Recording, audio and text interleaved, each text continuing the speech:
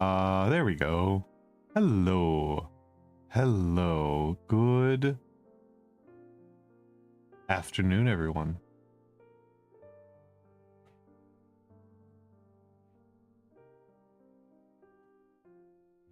It is I, Almantas, former professor, current VTuber, and I'm very grateful to be here. I'm very grateful to be here with you.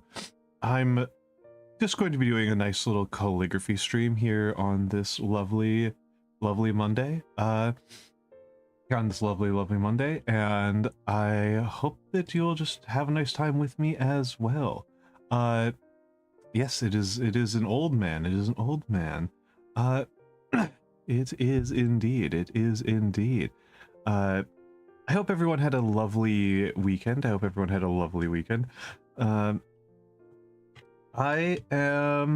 a good weekend. I had a very good weekend. I was productive. I was successful. I got ahead on some things that I meant to get ahead on. Didn't get ahead on everything. Did not get ahead on everything, but got ahead on enough things that I can feel okay. And I think that is often the case in life, that our reach exceedeth our grasp, and we just have to do as much as we can.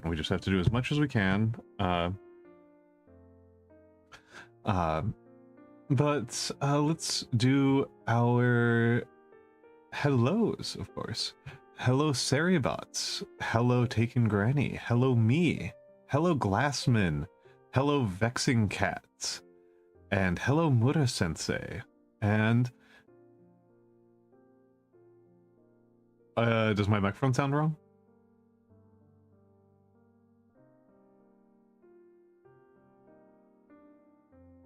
You're scaring me, Mura.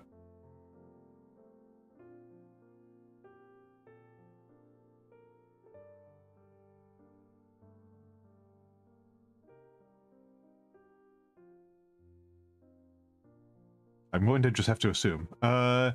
I mean, it's fair. It's not your native language, Mora. It's not your native language. You shouldn't worry so much about that. And it's okay if you're not awake during these hours. You're certainly under no obligation to me. You're certainly under no obligation to me to be awake at any particular time. But you know, thank you all for being here. And of course, I must not forget, thank you to all of the lurkers and VOD watchers who may see this at some point in the distant future. Hello to future archaeologists and time travelers.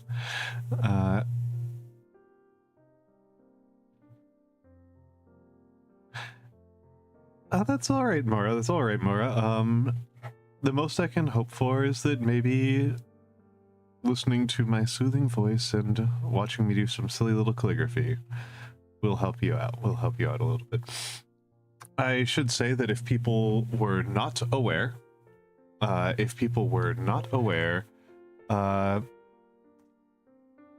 am doing a... Oh, mic is vibrating. Thank you, Vex. Thank you, Vex.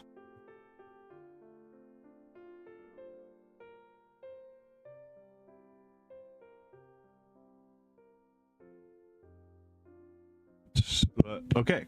Is that better? Because if there's a little bit of vibrato, it's just my voice sounding nice. But if there's a lot of vibrato, that is an issue. But yes. I am running a fan art contest. I have linked the... I am running it via Twitter. A lot of people have made some very lovely fan art of me, and so there have already been some entries, and so I am excited. And hello, Stressed Owl. Speak of the devil. Speak of somebody who has made some very lovely fan art of me. Yes, there is a fan art contest of me ongoing. And it's Saffron. Hello, Saffron. Yes, Saf. I am double streaming. I have to have two chat windows open at once. It's crazy. It's wild. It's bonkers. It's so much.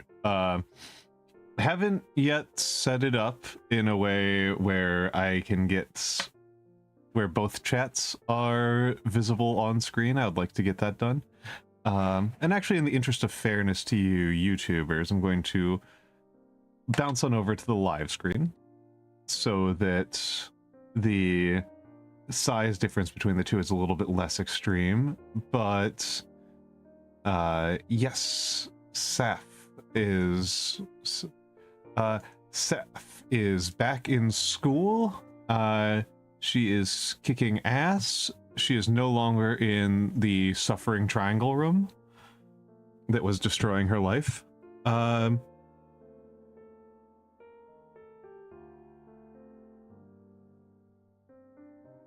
And she has become the France main, which is, I think,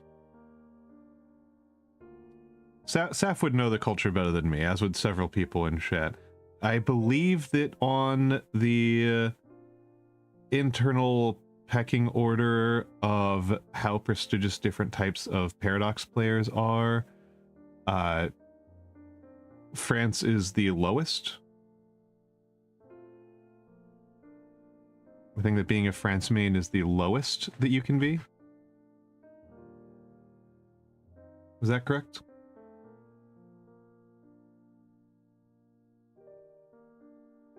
Unless you're in Hearts of Iron, right? If you're in Hearts of Iron, being a France main's kind of cool.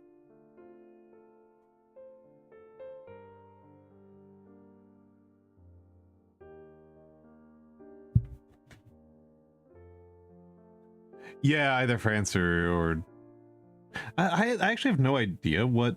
I've never played in. The last time I played an HRE state in Europa was in EU2.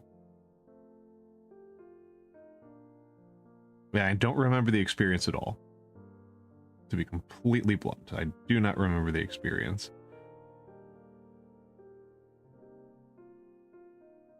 Yep, EU2. Yep. I'm not that old. I haven't played EU1. Cockroaches in the head. Tarakni Vigorov. That will have to wait a minute more, but I'm not forgetting about it. I am not forgetting about it. I am just going to... I just gotta warm up. But I will get that in. Mora Sensei has requested that I write the Russian for cockroaches in the head. CK1, yeah, CK1, I've played CK1. I actually rather like CK1's graphics. Do not like its map modes. Do not like its map modes. They are bad map modes. Very difficult to read map, but I did really like the super cartoony portraits of people, and I feel like I wish, if anything, I wish the CK series was trending in the direction of giving characters portraits from that like look like they're from the medieval era, that look like medieval tapestry in particular. Like I think that would be very cool. There are a lot of things I like about Pentiment, and you know, Pentiment's not medieval, but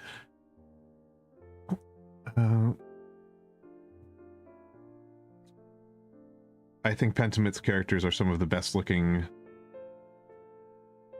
characters that a video game has had.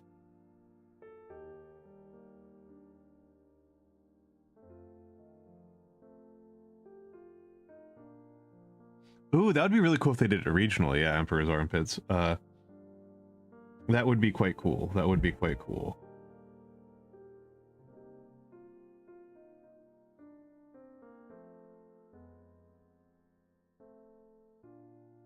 And I liked how in when I played Hearts of Iron 2, I did enjoy that the portraits of people looked like they were from, you know, 1930s era intelligence dossiers. Oh, that would be super cool, but also very difficult.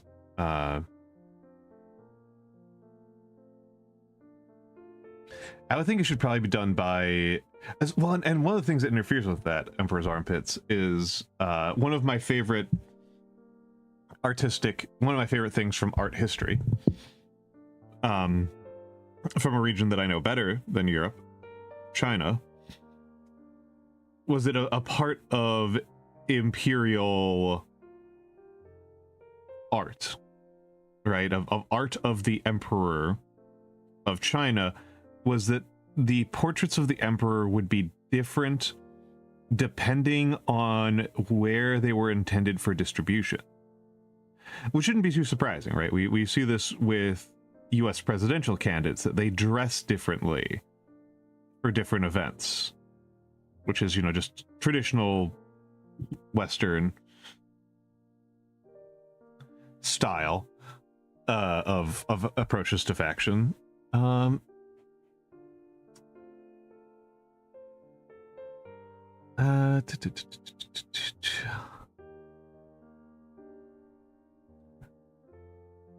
So let's see. Moda wants me to write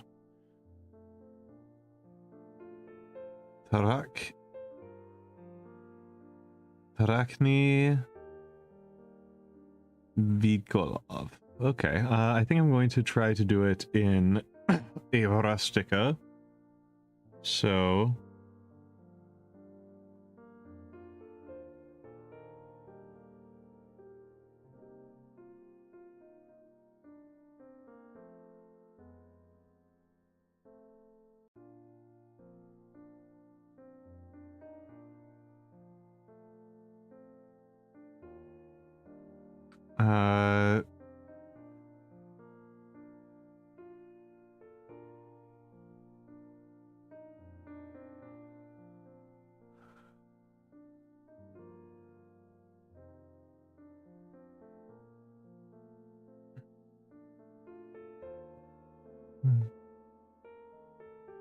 I do. I think it's a cute idiom.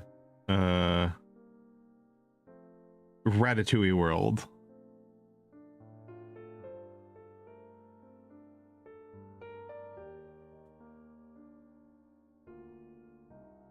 That's how I'm thinking of that.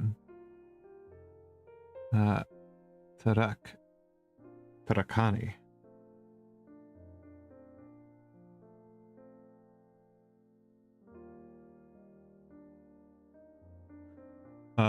Taraka.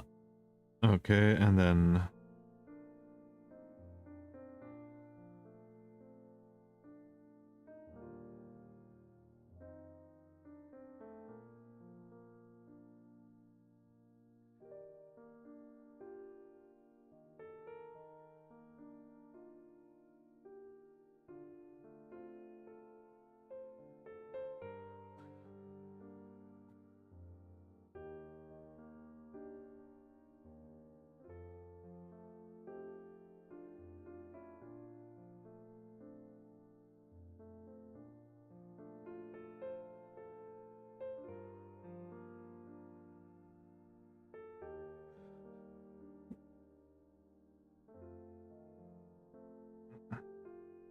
I got stressed out about how to draw this one for like 1 second, and then I thought about it and I was like, oh, that's actually not that bad at all. That's fine. The G, like, briefly was worried about it, and it's like, no, this is fine.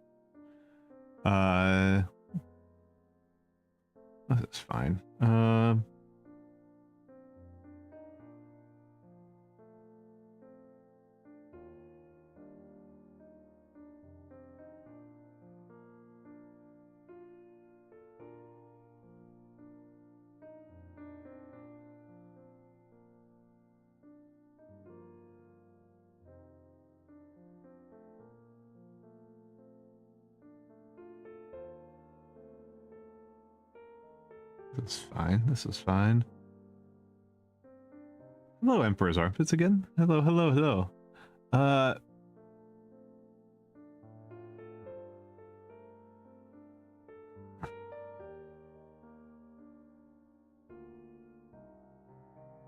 There we go, because everyone got their own cockroaches. I'm going to leave that up on screen for a minute while I moisturize my hands a little bit, put on a little bit of shea butter, which is my preferred moisturizer. I spent years fooling around trying to use crappy white people Jergens and stuff that have ingredient lists like 20 words long that just left my hands feeling greasy and weird for hours afterwards. And instead I just use pure shea butter nowadays, and it's been very kind to me. It's been very, very kind to me.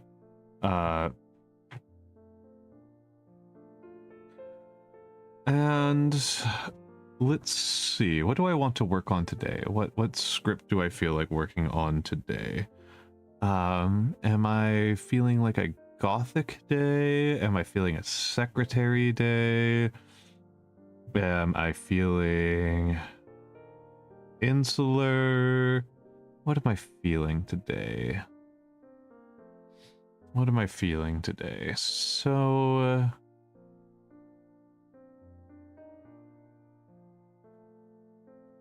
maybe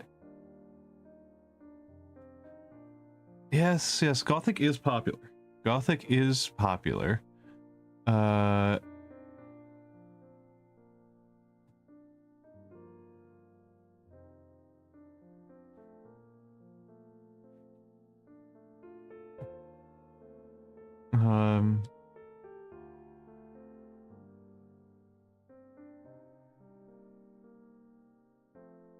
Let me take a look around. I might actually work on Uncial today.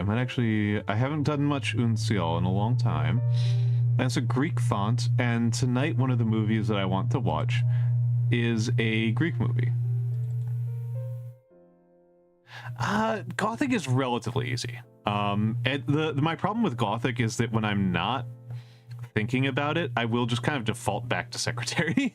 I enjoy Secretary so intuitively.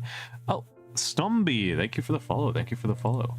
I enjoy Gothic I enjoy Bastard scripts and Secretary Bastard in particular so much that I just do them I just do them natively. Yes, how are you doing, Snomby? How are you doing, Snomby? It is a pleasure to meet you. It is a pleasure to meet you. Okay, so I think I will just working on some writing. That's perfect. That is perfect. So you have come to the right place to hang out with some people who are working on their writing. That is and you're perfectly welcome to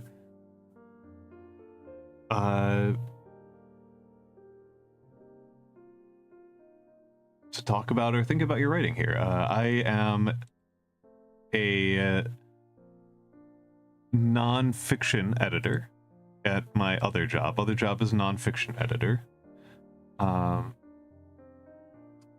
And what is the height for Uncial? It's 4. 4 for Uncial.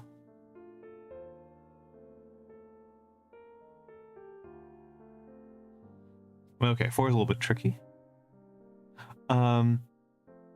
Oh yeah, and more but I'm a nonfiction editor, but I am not going to be very helpful if you're worried about fiction specific problems, like how to write convincing dialogue. That is something that to me is pure magic. That is pure magic as far as I'm concerned. But hello, Constantine. Hello. But I am happy to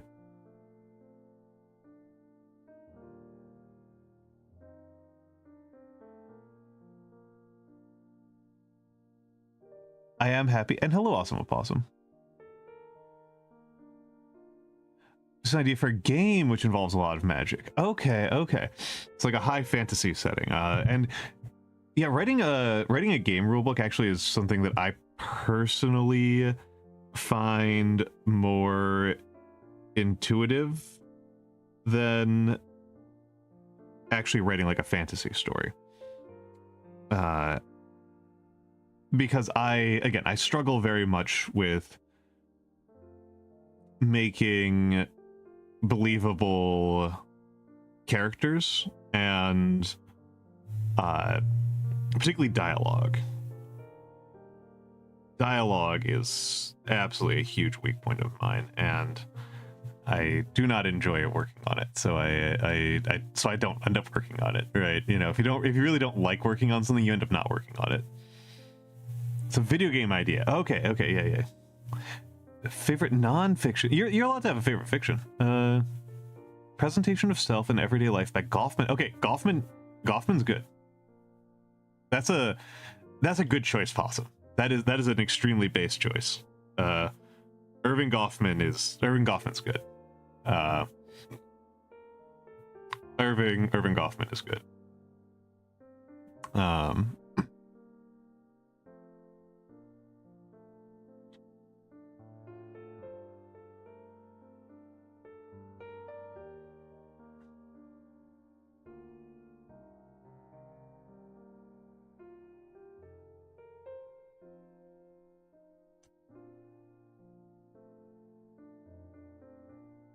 Two game concepts this semester. Oh, that was definitely not something that I've ever done. And yeah, more sense. Quite a few people do that. That's fairly common. I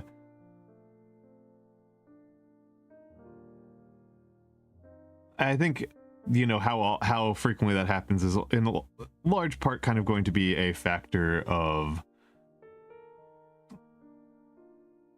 what I guess how you write, right? You know, how you write. And you know, amusingly, I actually think Lord of the Rings is kind of a story that I would hold up as a story that's, if people hadn't already put in the work to do it, I would actually say it's one of the worst ones for doing a tabletop game in. People have already put in the work for it, right? But if they hadn't put in the work to do that, it's a series where the specifics of the characters matter quite a bit. You know, it's very, very much a story about, you know, Frodo and Sam and Gandalf. This is a short character. This is a shorter character than I expected. Yeah, I haven't worked in this script in a while, so I'm going very slowly, and I'm looking at my exemplar very closely. I'm looking at my exemplar very, very closely.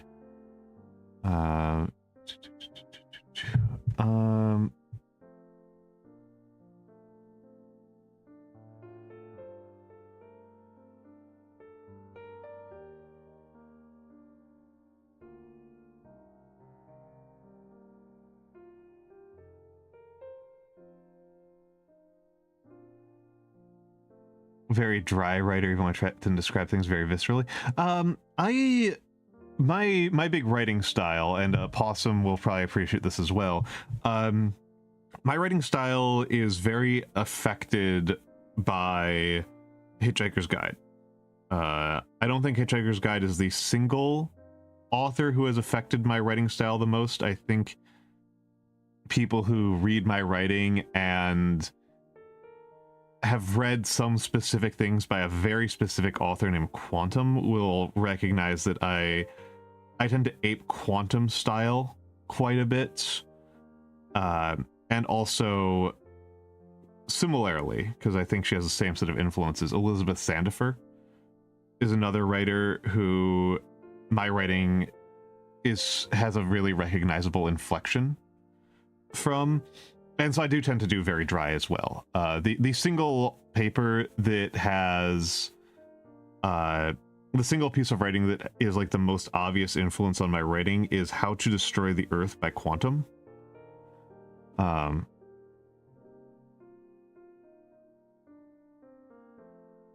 How to Destroy the Earth by Quantum is very much an influence on me. And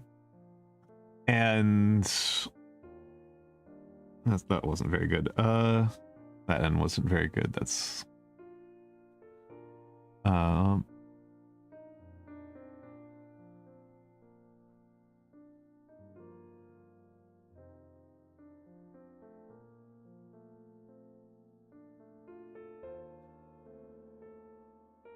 so this is a pretty strong discouragement for me reading it more, because I am actually pretty squeamish as a rule. I can't watch that YouTube of that poisoning medical death YouTube. I can't do it. Art style was once accidentally affected by Murakami. How so? How so? I'm just curious how you get accidentally influenced by something. But I'm also a very deliberate writer.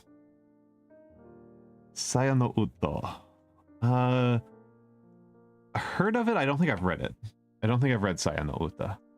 Saya no Uta.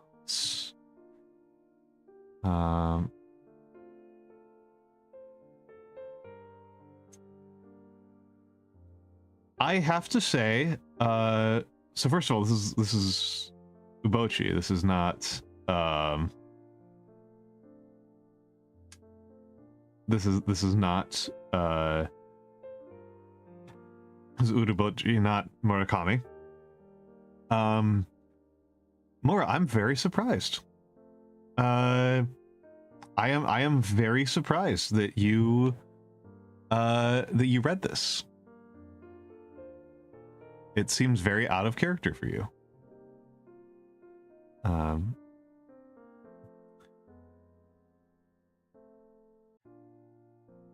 not talking about the gore. I'm talking about the fact that it's porn.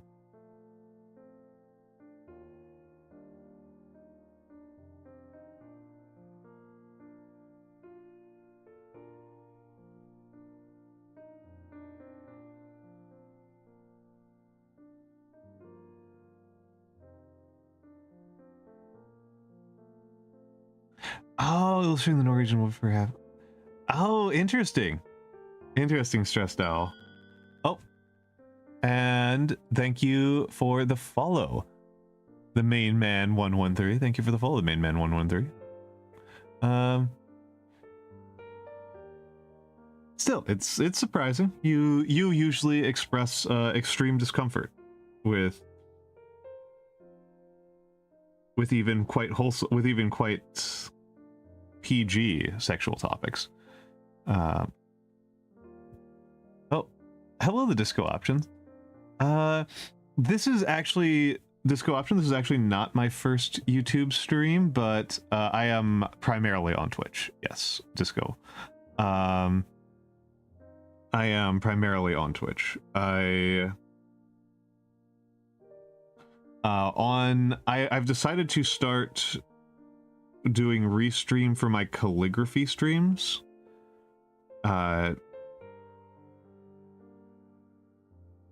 So I will be on both. So I'm on both YouTube and on Twitch. I would consider it still experimental. I'm still not 100% on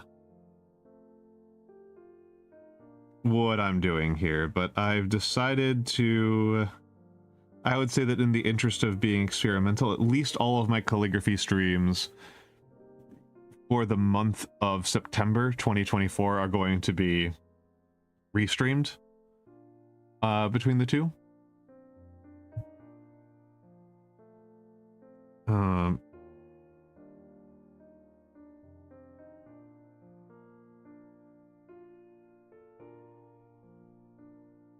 And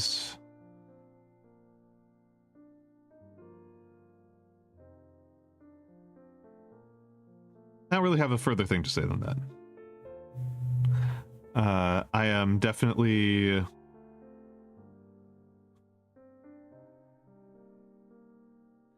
It's interesting. It's interesting. I kind of like having the double chat. Gives me more things to respond to.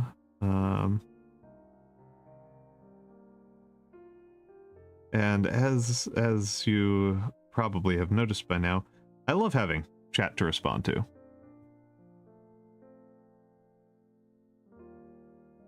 I mean, more that's just normal advice. People change quite a bit.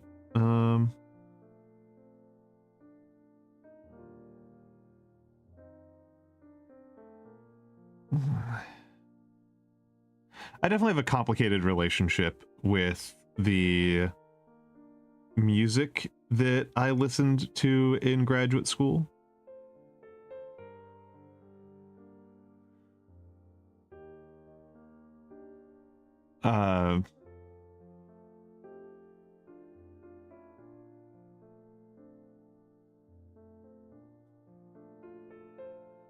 Because in graduate school, when I was in graduate school, I actually mostly listened to I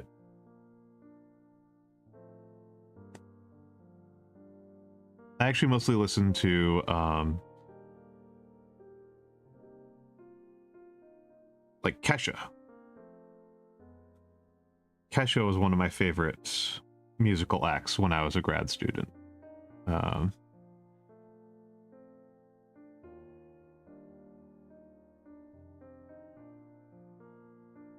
And well, the thing is, like, I like Kesha's music a lot, but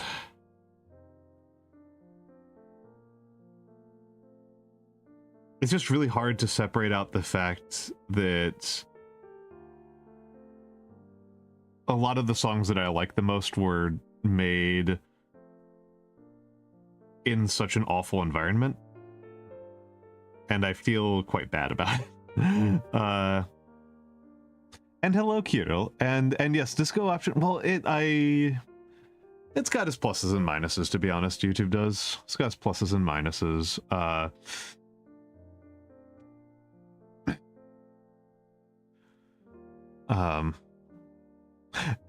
It's got its pluses and minuses, and I'm like I said, I'm still figuring myself out with regard to how I want to relate to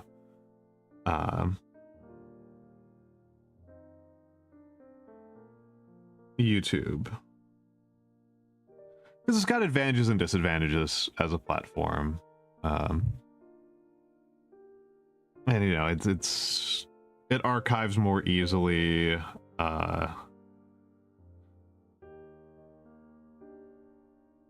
but chatters don't have as many options for engagement. That's like the big one to me, is like the lack of things that the audience can do on YouTube really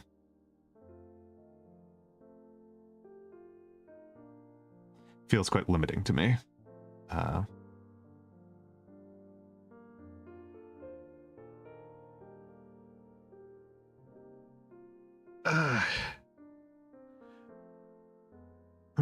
YouTube kind of asks the audience to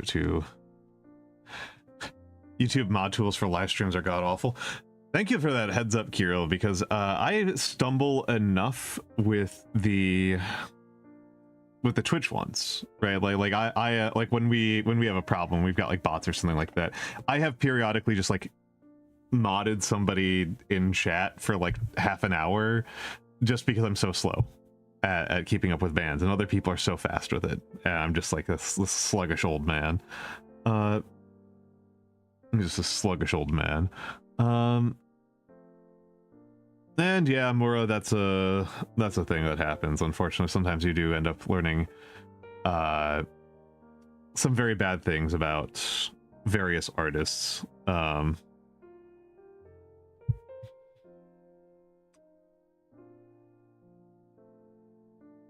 trying to figure out if I just accidentally rubbed hot sauce into my eye. I don't think I did.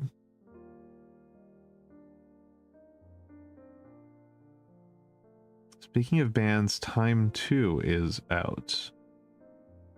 The only song that I can think of that's Time 2 has been out for like a decade, which is by Ewan Dobson. Ewan Dobson's Time 2 has been out for years, so I don't know what you're talking about. It's an incredible song. It's an incredible song. Ewan Dobson's a absolute king, one of my favorites of all time, but Time 2. Oh, by Winter Sun. Okay. Definitely did not occur to me. I was not even thinking about Winter Sun at all. Haven't thought about Winter Sun in a very long time.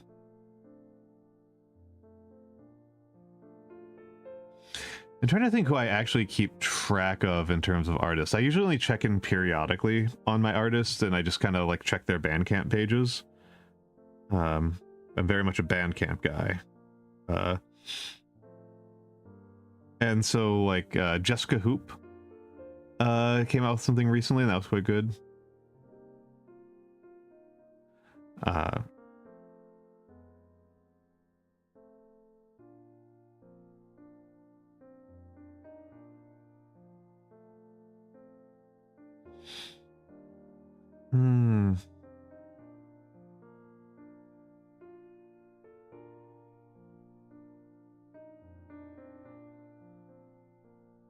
Nobody's thought about Winter Sun in 10 years? That's fair.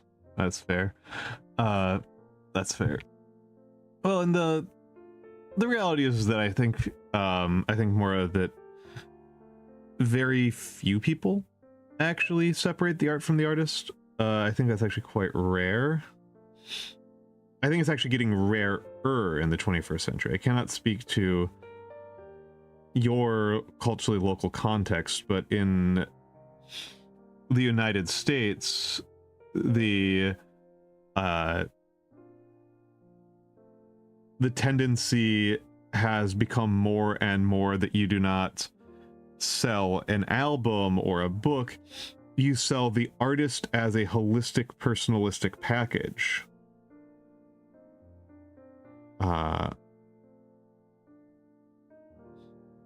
You sell the entire concept of the artist, and you sell everything that they're about, and you never are selling just their art. You know, it's more important. The book tour is more important than the contents of the book, so to speak.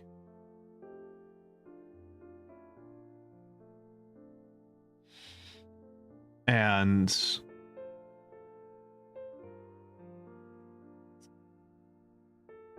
then, you know, it's entirely the opposite tendency from like separate the art from the artist, from death of the author mentalities.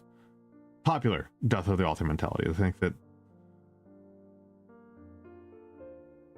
the actual intent of death of the author as an analytical tool is irrelevant. Just to be clear. Not a bad paper, but I don't think anybody... I think people just literally use it as just another way of saying, I'm not going to think about whether or not the author is doing something horrible on their off days.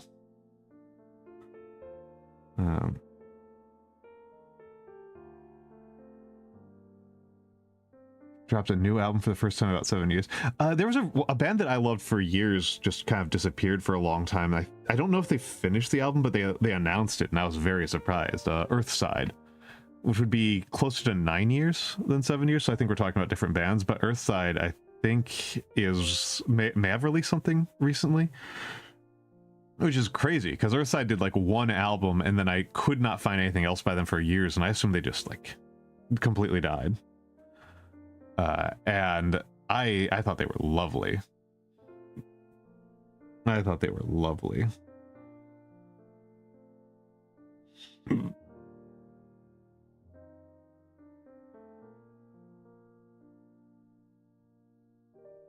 Now, I haven't worked on this font in a long time, and I've tended to use a much I tend to use a much simpler Uncial, a much more limited Uncial. This is much flashier than the Uncial I learned years ago from this exemplar. And I'm enjoying it quite a bit.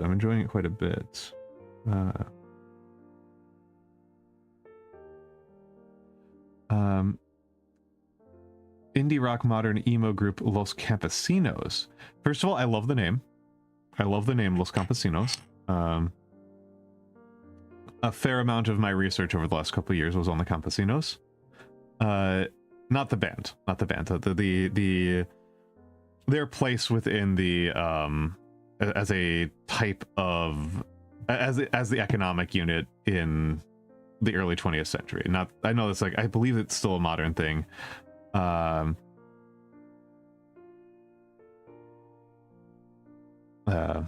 Yes, Orc Force, those were exactly the type of bands that were most popular among my peer group when I was younger.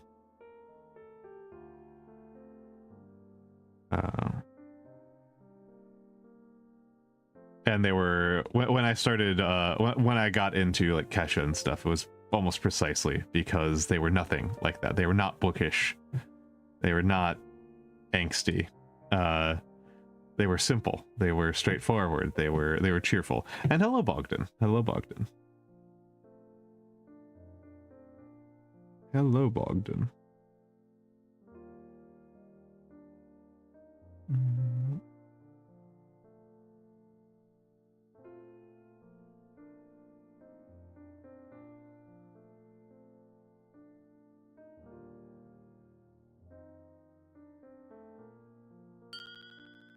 Oh. Thank you for the follow, Archer. Took me a minute to read that one, but thank you for the follow. Thank you for the follow. Very kind of you. Very, very kind of you to join me. And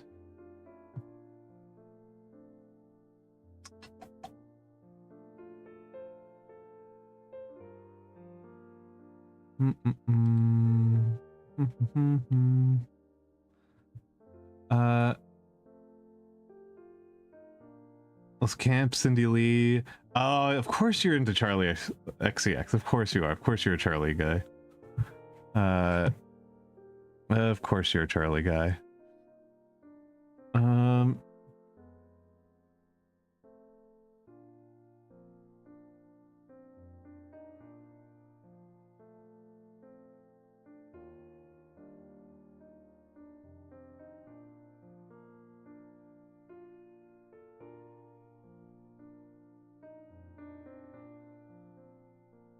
Yes. It is.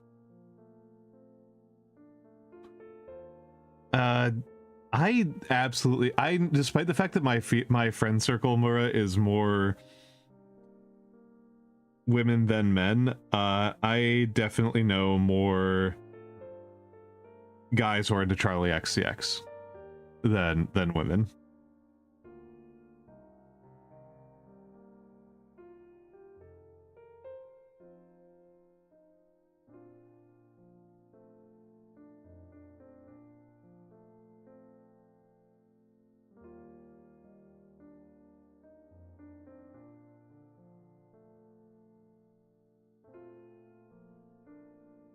Yeah, I know. I'm aware.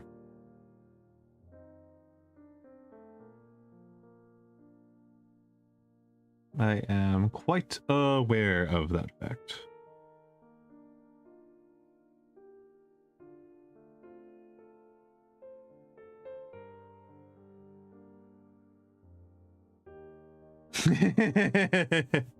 Because he's feeling called out.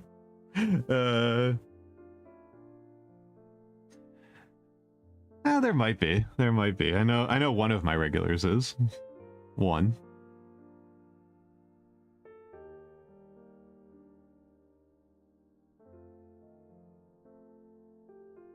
Hello, Space Circus. Hello, hello, hello. Oh, Today is one of those days where I feel the need for a second monitor just to keep.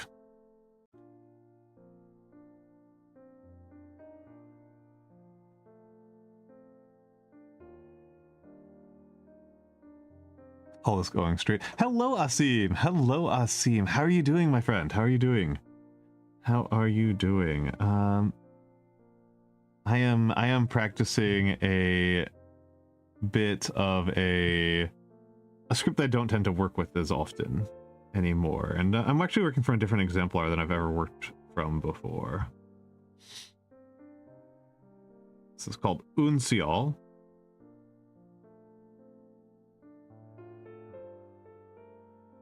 And it's a very Greek script.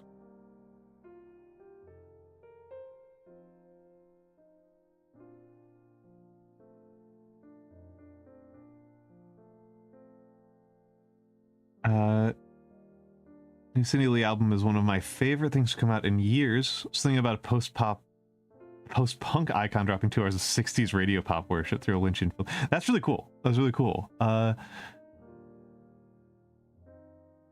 Yes, it is a very Greek feeling D. Exactly, Asim, exactly. I just got back from training. Excellent, excellent. What kind of training do you do? What are you training at? Or for?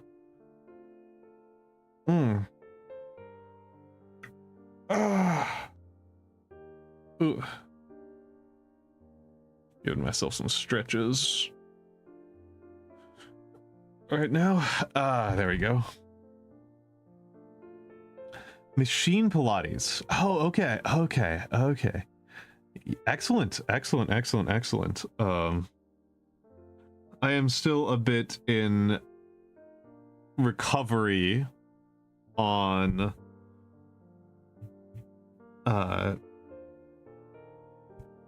I'm still a bit in recovery from a knee injury. My ultimate... I'll probably actually give a run tomorrow, to be honest. I've been feeling quite good. But it'll be my first run in a couple of weeks. And...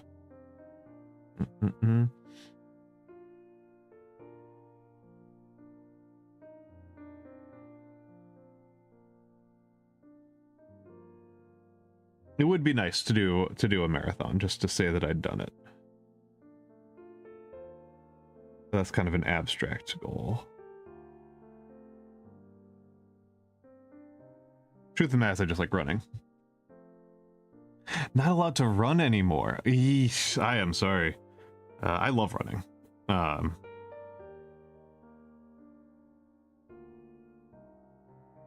And it definitely affects me negatively on quite a few levels to not get to run as much as I'd like. Just bike and such instead now for cardio. Yeah, dang shame. A dang shame. And I live in New York, which is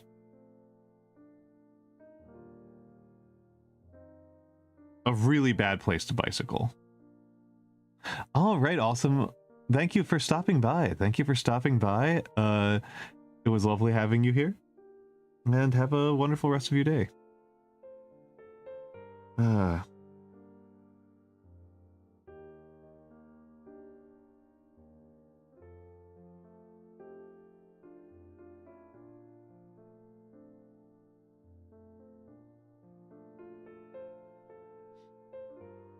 Yeah, running's just... It's just good to have something very simple. For running. Running is just very simple. You just kind of do it.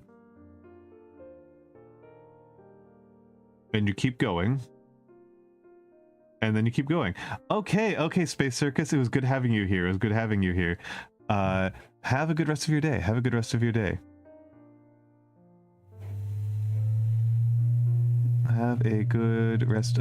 day. Everybody say goodbye to Space Circus. Goodbye, Space Circus.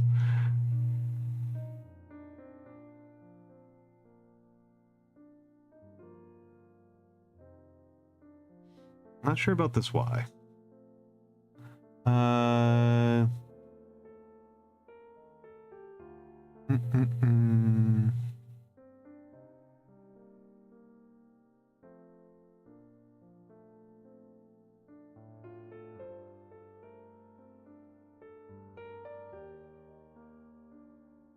Yeah.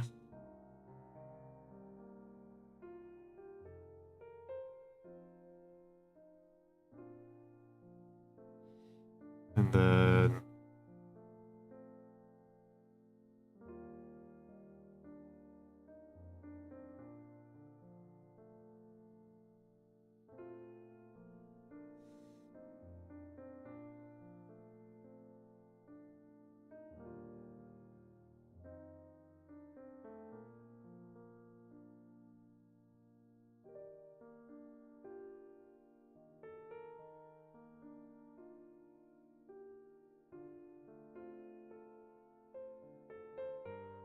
and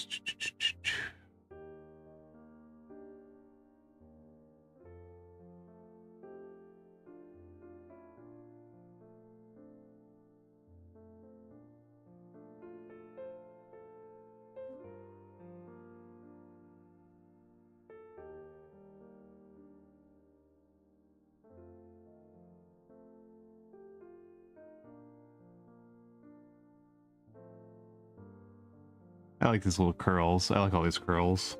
I like curling. Not the sport. I have not played the sport, so I don't have an opinion on it. But I like curling, and I like making little curl letters in calligraphy.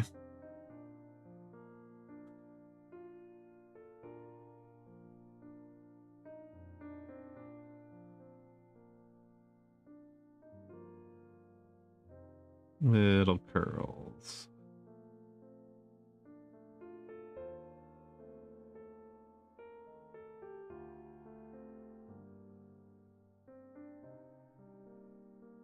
Like that.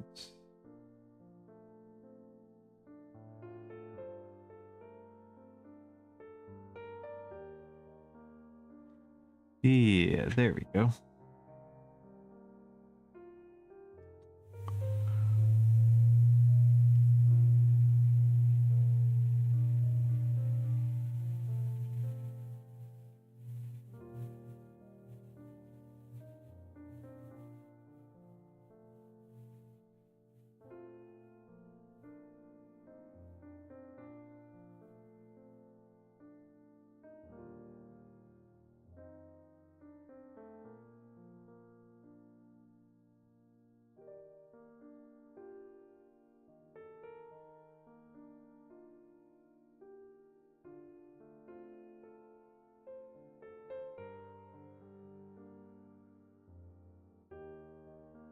Hello, Mara. Hello, Mara.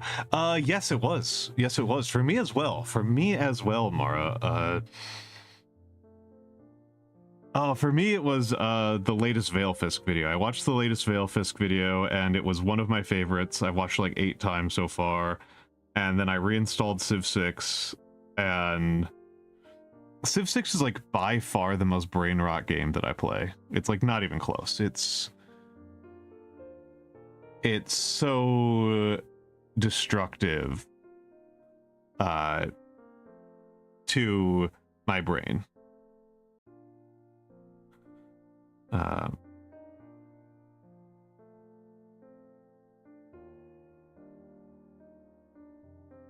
It's like an exact negative of a game that I actually learn things from. It's got it. I think it's the most brain dead game I play. Yeah, I know exactly Emperor's Armpits, but like it's just like this itch to play the silly little game where the horsey go neigh. Like that's like the gameplay. The little horse go neigh neigh.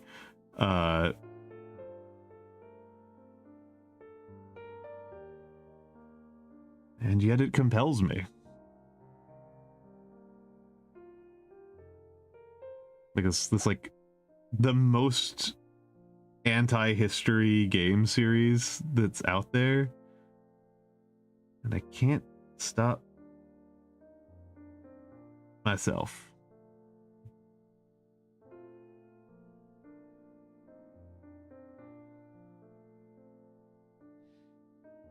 It does make me appreciate more some of the other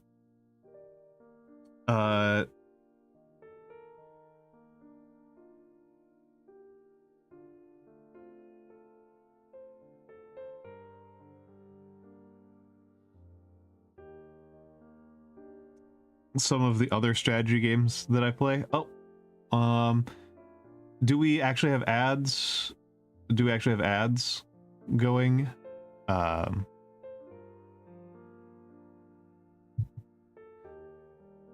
Because there was a desync on ads last time.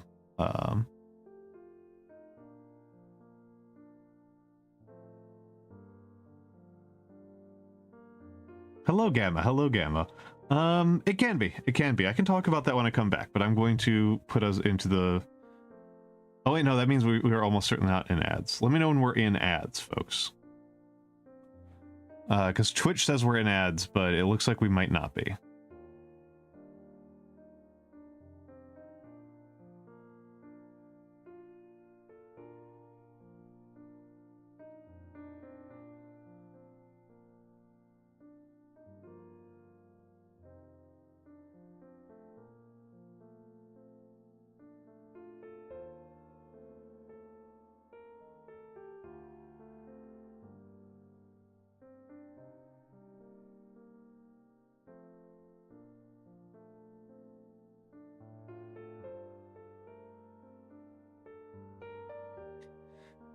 Patience. Patience is the big one.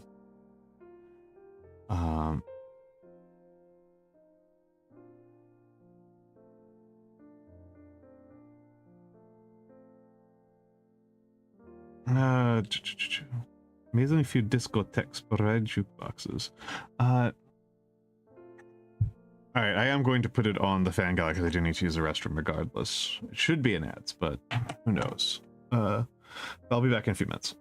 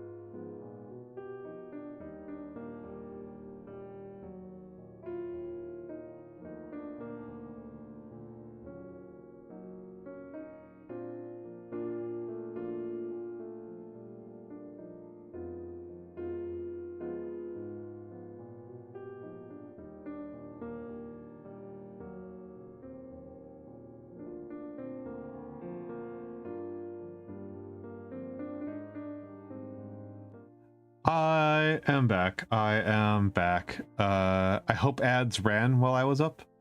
I hope ads ran well up. I should go back to what Gamma was saying about handwriting. So this is not normal handwriting, which I hope that this is clear, that this is not normal handwriting that I'm writing here. You know, this is calligraphy. This is calligraphy, and it's done with specialized tools. You know, so that does enhance it quite a bit. So this is my normal handwriting. This is my normal handwriting. This is what I look like normally when I'm not putting any particular effort to look any particular way. Just writing with a pen, just writing whatever. That's what I normally look like when I'm writing. I will also say that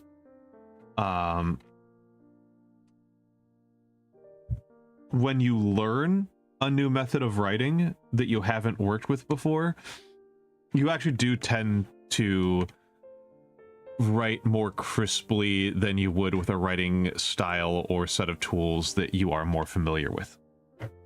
My Japanese handwriting is actually relatively, even when I'm just writing, it's actually quite crisp compared to my normal English handwriting.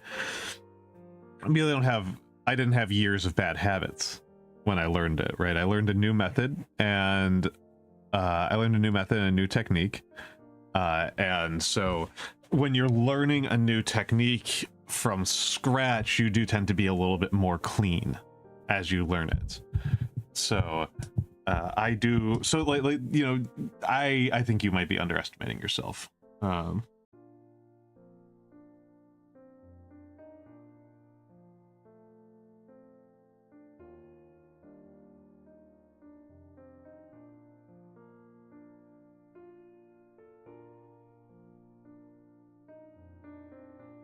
Yeah, I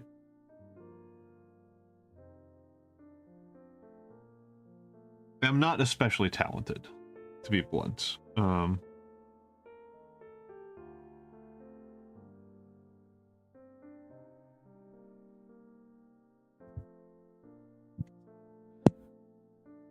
I mean, you only have now, right?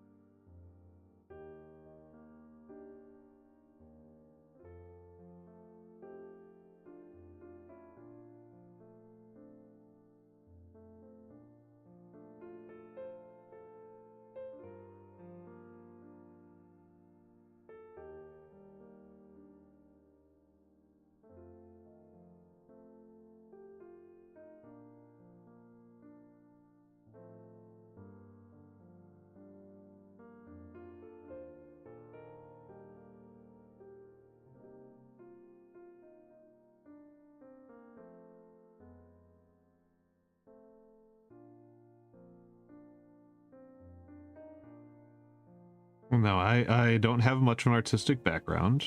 One thing I do have that helps is that my hands are quite steady at fine motor skill. I am quite steady with fine motor skills.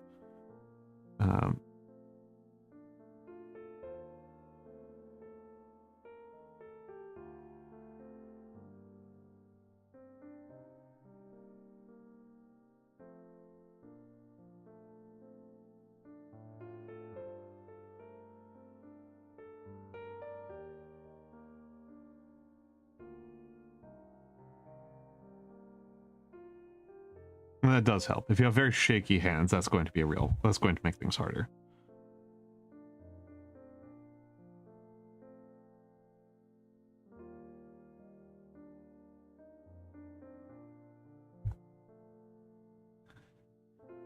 So, I mean, do you have very shaky hands, Gamma? Because I cannot help with that one. If you have very shaky hands, if you've got the essential tremor, which I did when I was young. I don't know what happened. I don't know what happened when I was young. I had essential tremor, which you shouldn't outgrow, right? You shouldn't outgrow, but I don't know. And hello, Gringotts. Hello, Gringotts. Good afternoon. Good afternoon. But yeah, I used to have quite shaky hands.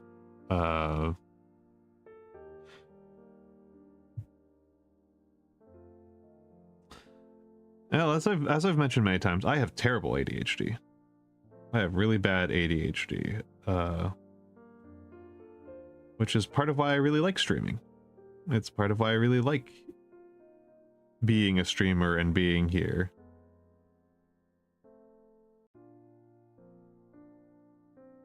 Because it means that I'm rarely doing one thing. My problem is I can never do one thing.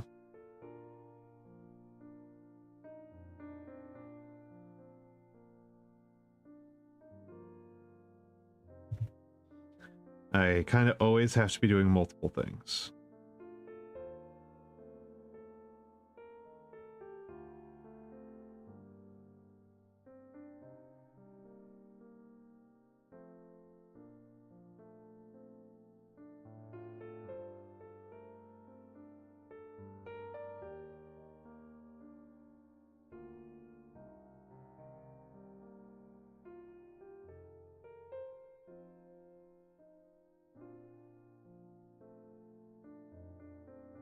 Not liking my ends on this one.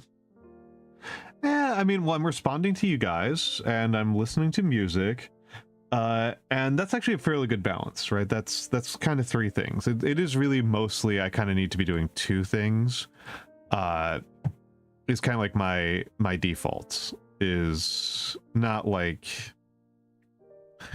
a ton of different tasks all at once. It's usually like I need to do something. If I'm thinking, I need to do something with my hands as well. And the calligraphy is helpful for that. Like, I can... Just thinking in particular is particularly hard.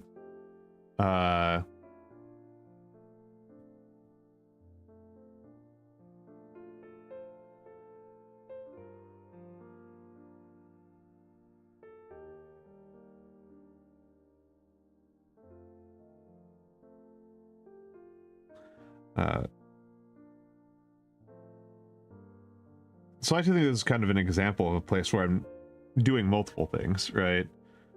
I think if I were doing... When I'm doing calligraphy on my own, or when I'm practicing handwriting or something on my own, I've almost always got a video essay open. Or an audiobook or a podcast.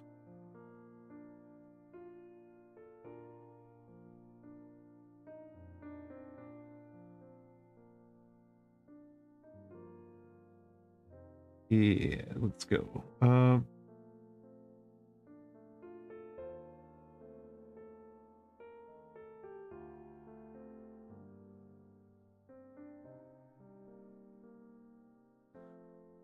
You're painting right now? I'm actually confused as to what body doubling means, I'll be honest.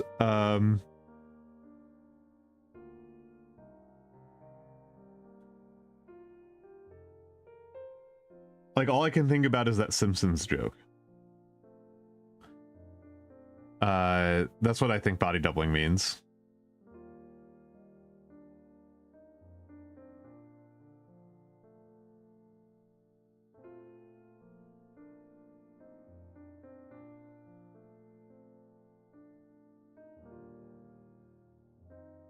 When I need to focus on thinking, I am going on and... Yeah, that's the thing. Like, Yeah, that's the thing, Stressed Out. It's exactly. No, I got you. I got you. I did not think you meant Mamotani. Mamotani is a funny thing.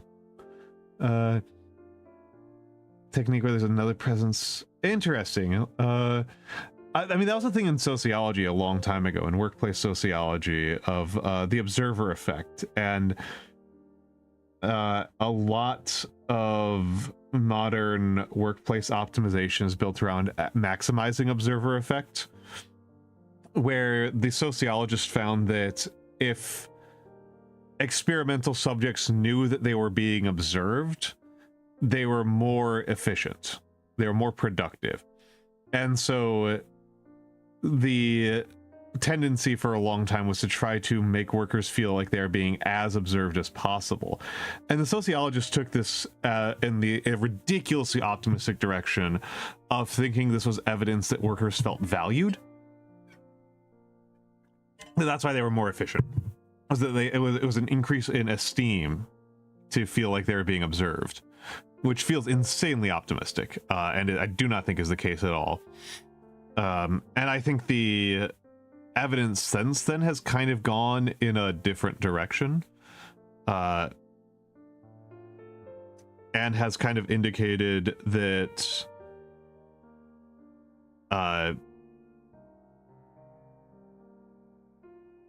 the productivity gain that you get from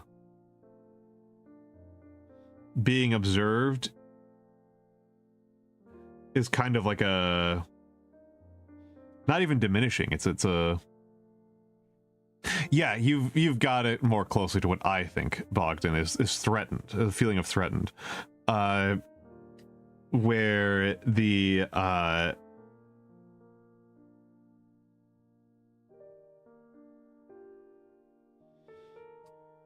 where the productivity gain that you get is temporary, and it's caused by reducing later productivity. You know, so increased stress leads to higher productivity while being observed, and lower productivity when you get away from that. And in the long run, that secondary effect pays off more, has a bigger effect.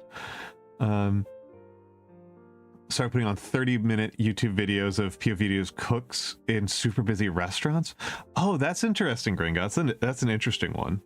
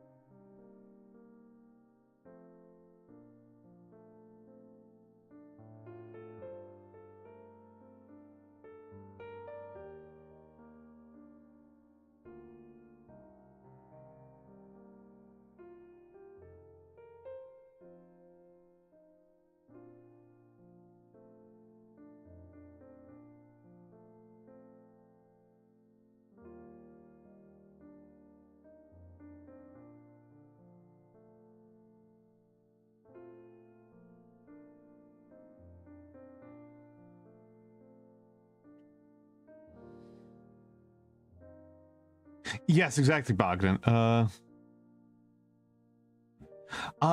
on the head is actually pretty sensible, Gringotts. That's just how you mount a GoPro, is you can mount a GoPro in the same way that you mount a headlamp. But it does have the huge disadvantage of you turn your head a lot.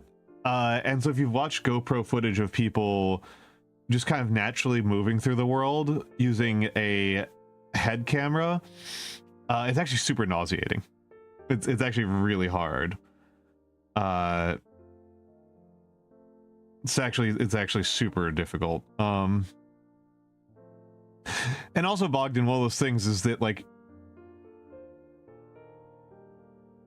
observing takes energy, right? It takes energy to observe somebody and to pay attention to them. And once you notice that somebody's observations don't really matter,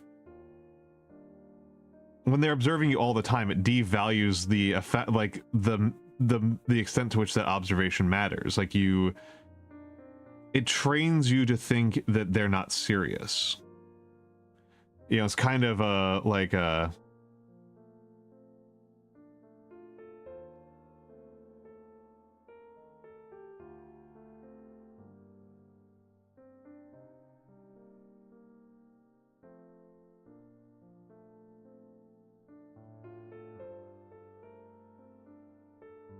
especially if you're doing it from a disciplinary perspective, right?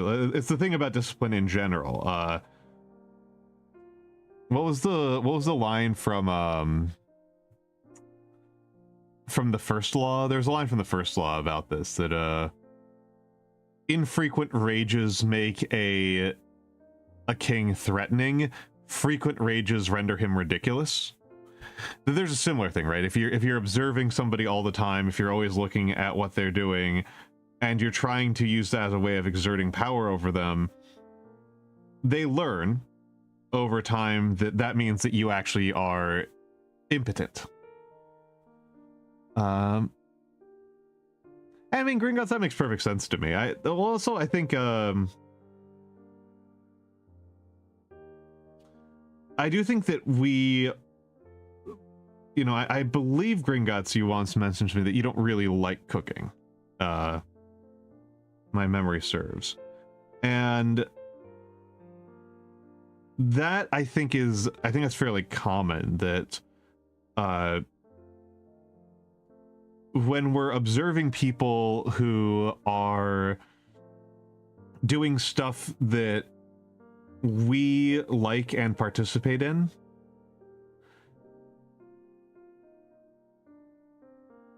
it's where it requires quite a bit of attention to keep paying attention to them, because we notice the small things.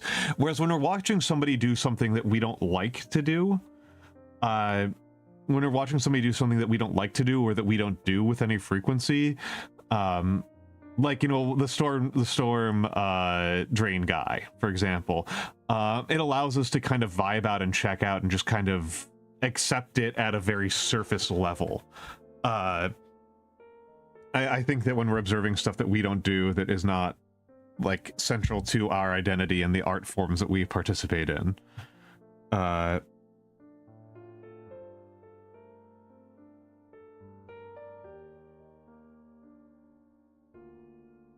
like, me watching other people do calligraphy is almost certainly different.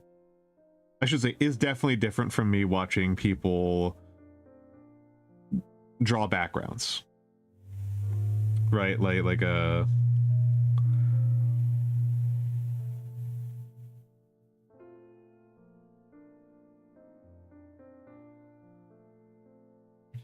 Like, I watch a Drawfee video and I have no idea, you know, it's just goofy to me.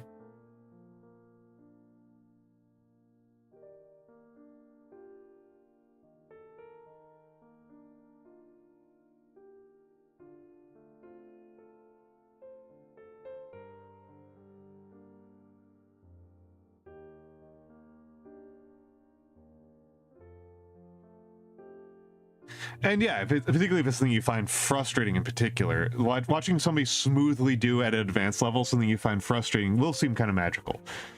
And that's a good thing to watch, right? Like, it's weirdly affirming.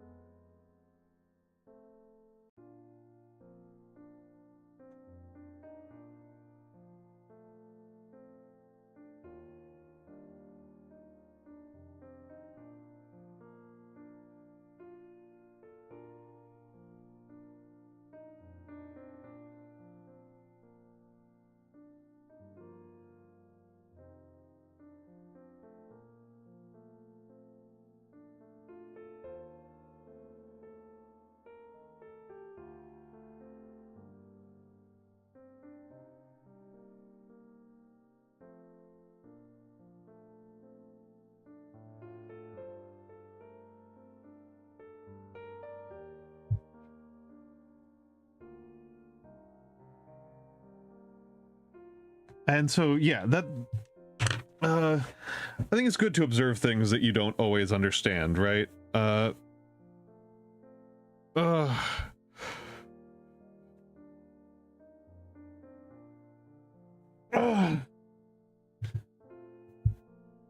I think I've said a few times before, like the number one thing that like gets me frustrated in terms of like artistic creation and such is writing dialogue, right? Is dialogue. So like anything where there's lots of anything is dialogue heavy tends to really impress me a lot. Because I'm so matter of fact, right? I'm such a matter of fact person in my expressions. I'm so blunt. And simple.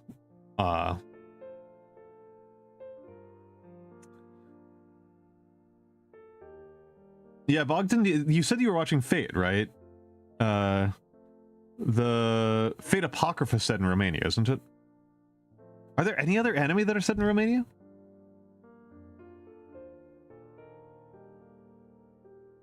Is that literally the only one? I guess there's the... No, it might be the only one. The Simon Belmont one? Is that set in... I know it's set in... Wait, hold on. Is Wallachia in Romania? I thought it was in Moldova.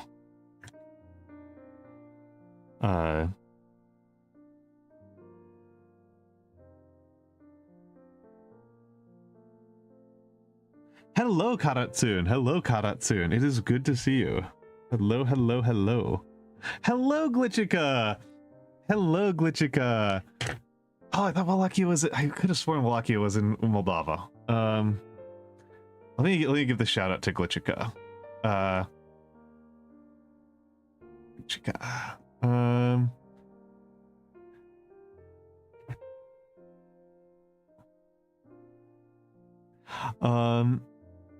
I am doing well, Glitchica. I am doing well, Glitchica. Yes, you were doing ASMR. I don't know why I'm acting like I've got a question here, because I was in there. I watched that stream. I watched that one.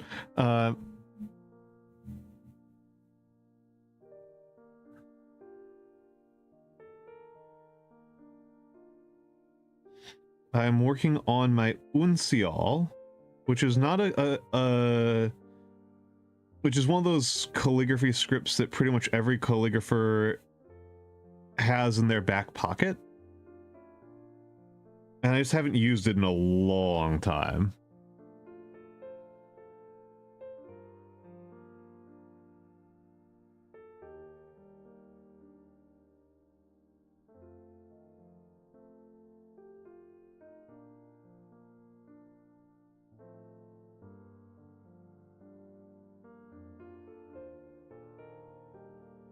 I'm actually rather enjoying it. Oh, I'm feeling well. I'm feeling well. I'm feeling well. I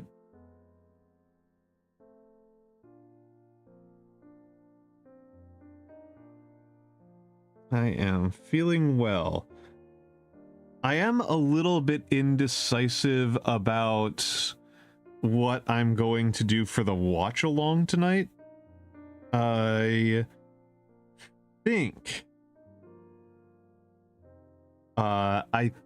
think I am going to do the Jesse Plemons double feature that I've been thinking about. I normally like to do triple features, but I think I only want to do a double tonight, get a little bit more rest afterwards. And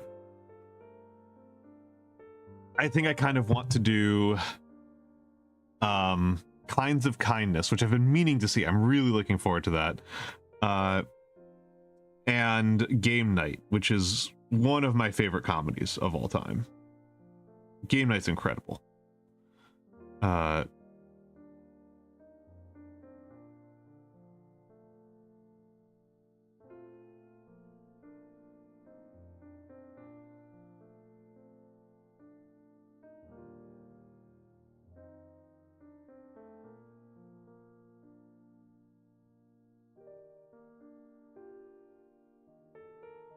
Game night's great. Game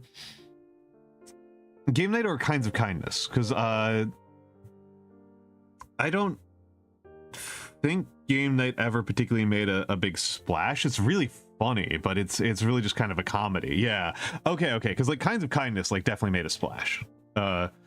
People were definitely talking about Kinds of Kindness for a bit there. And I am of course I'm a big Lanthimos fan. And I haven't gotten my community to watch any Yorgos Lanthimos yet, so I'm excited about that one.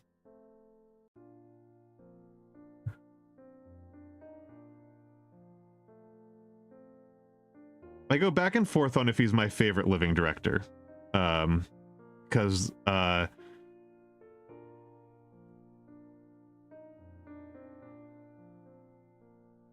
Satoshi, well, no, Satoshi Kon's dead. Masaki Yuasa. Masaki Yuasa, I love a lot.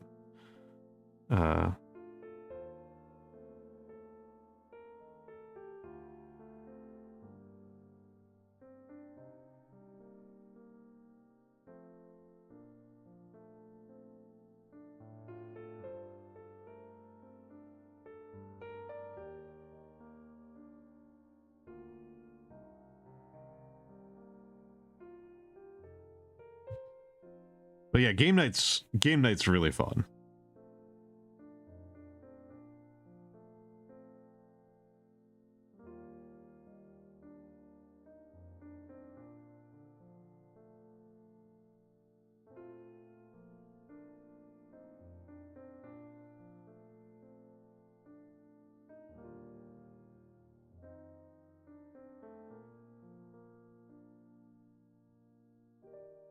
Honestly, it might be one of the best hearts I've ever drawn in my life.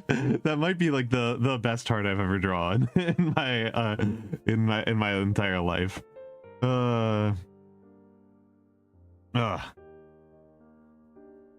Is line cook in a busy restaurant a good ADHD job? Maybe, I don't know. I know it's not a good job in general. I know it's like a really tough, difficult job. But and doesn't pay super well.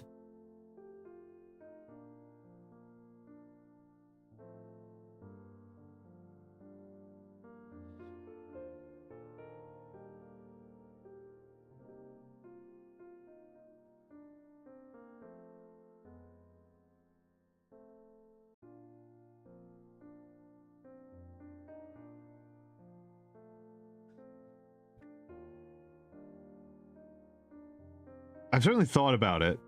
I think at this point in my life, it would be a very bad idea. But I do love cooking so much. I do love cooking so much. And that might be part of the reason why it would probably... That might even be a demerit for me. As treating that as a potential career. You know, being too close to having what I love turned into something that I need to do it with like mechanical speed and precision.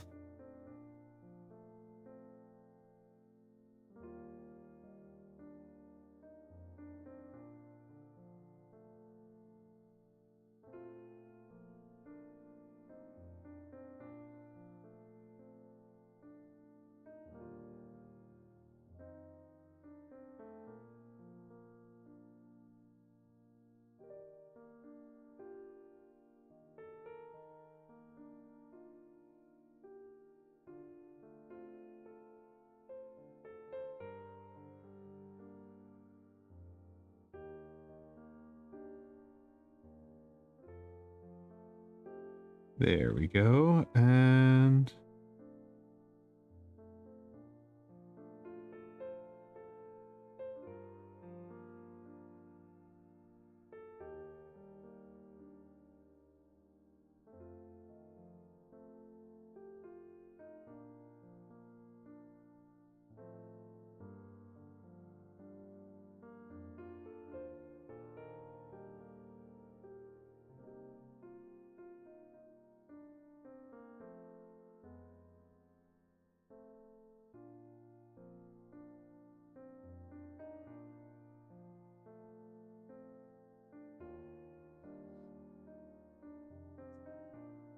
not super into these G's and not super into my N's. I might just do a whole line of N's just to see if I can get it better.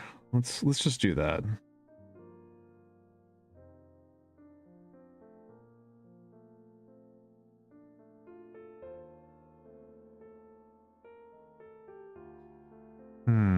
Let me get back to my exemplar. Let me look more closely at it.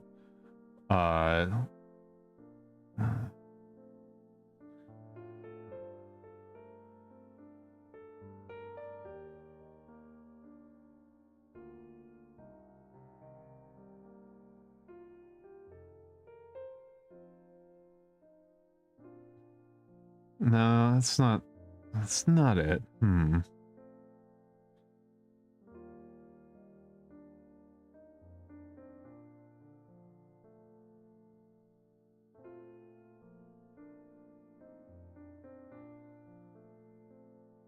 I think I might be messing around too much with the angles. I think I mess around too much with the angles. I need to be more...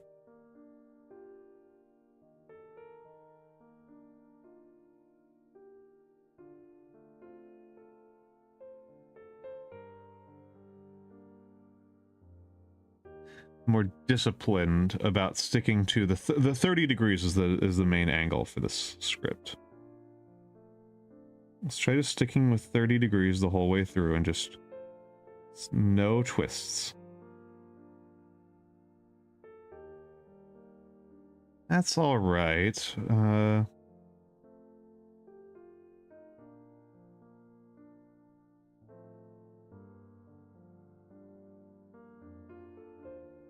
This has other problems. This has other problems. Let's pull it longer. And then here I want to kind of... I don't like it. I don't like it. This has so far been my best one. Yeah, it is a difficult curve. I mean, ends in general I kind of struggle with. They're not the letter I have the most trouble with across scripts, but this style of N, this crossing N, I tend to have a lot of trouble with. Like as opposed to, you know, I'll just do a quick Gothic a quick textura quadrata N. Like that's quadrata. That's a textura quadrata, and I'll do a super curvy secretary N. Like this style of N, the bulging out N, is not so difficult for me. But these crossing N's, I don't think I am ever happy with any of the crossing N's I make. Which I guess kind of makes sense, because X is probably the toughest letter for me. And that's also like a crossing the middle of its own shape.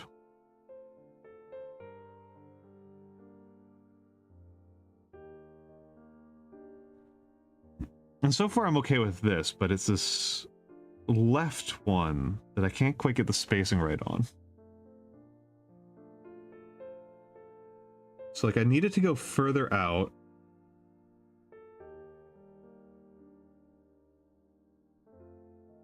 That's all right. That's all right.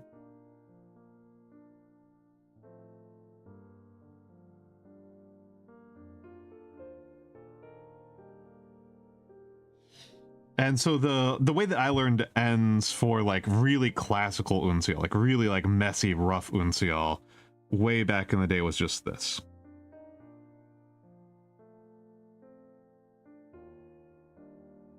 Just that. Like a very, very dead simple, unadorned, nearly serifless script was the way I first learned uncial. And so, you know,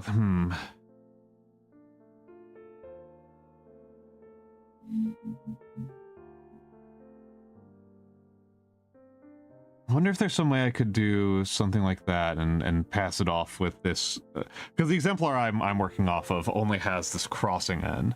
It doesn't have another format of N. I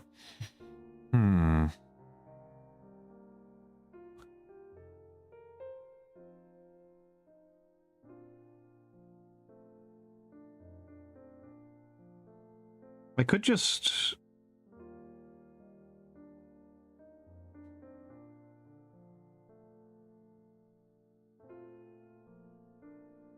do that. Yeah, X. Oh my goodness, X and monumental. Like, when you say monumental, do you mean like Roman squares, or are you talking cadelles, or Lombardic? God, what does a Lombardic X even look like? Lombardic is super cool, but I hate writing it. When people do Lombardic correctly, it looks so good, and I just absolutely hate the process of writing it. I do it so rarely. But let's...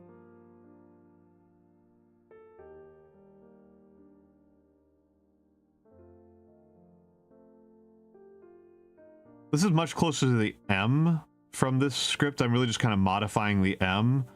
And I actually kind of like it. I'm actually kind of into this. I think this looks much better. Yeah, X's are pretty much universally difficult. This script is probably the least awful, as one of the less awful X's. Yeah,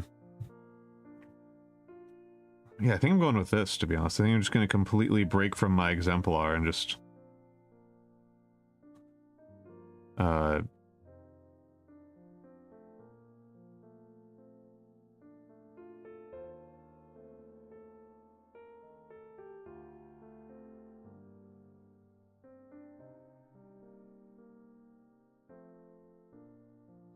And one of these days I need to create just like a sampler page for like showing off what all my scripts are, like what the state of my scripts are at that, like, their best.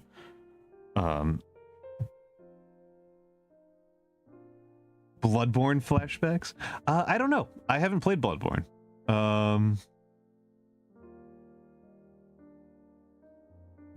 I have never played Bloodborne. Does Bloodborne use this kind of script?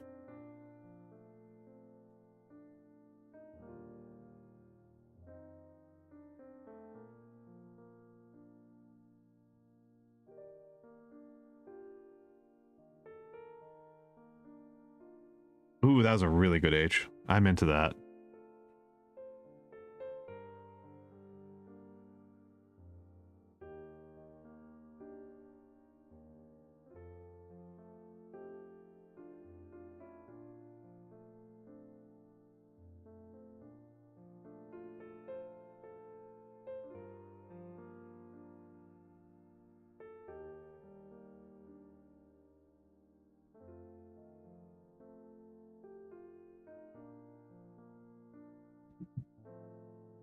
Oh, Quadrata? Yeah, the Quadrata's awful. Oh, really? They made you write it with a brush? Because here's my Quadrata X. I'll just put down my Quadrata X. Which I don't like. Bluntly, I do not like the Quadrata X. That's how I learned how to write X in Quadrata. Which I'm not into. I don't like it, but it's at least generally functional.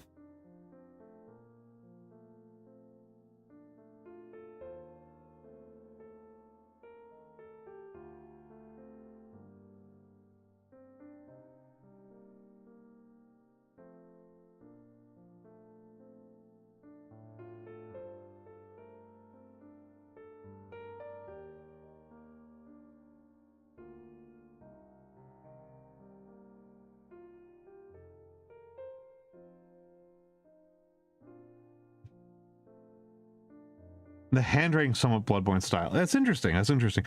I've played a lot of FromSoft, but only the Armored Core series. I've played a few hours of let me take a look at it. How much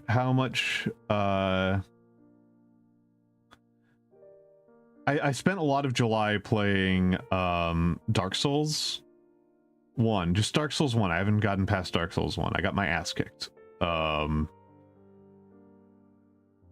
Yeah, 29 hours in Dark Souls. I have 29 hours in Dark Souls. And I did not get close to beating it. I think I probably got like 10% of the way in, I think, is what people were telling me. That's what it felt like to me. It felt like I was still super early game. And like I hadn't unlocked most of the game mechanics.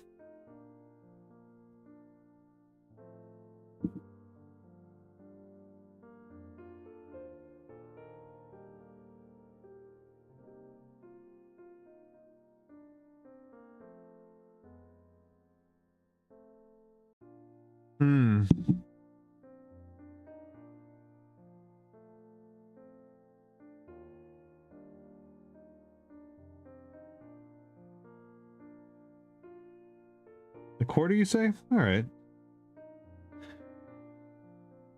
So probably going to be 150 hours for me to beat it.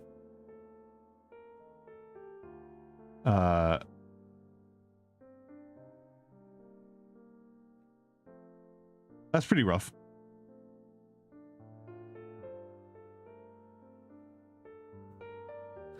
$150 is pretty long, especially seeing as like I beat Signalis in how long did it take me to Signalis? Signalis rocked. I'm actually thinking about Signalis too.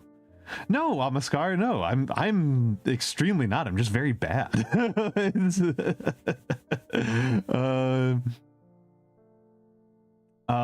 Yeah, Signalis was 14 hours for me to beat pretty convincingly. I am contemplating I am thinking hello Leshy. I am thinking pretty hard about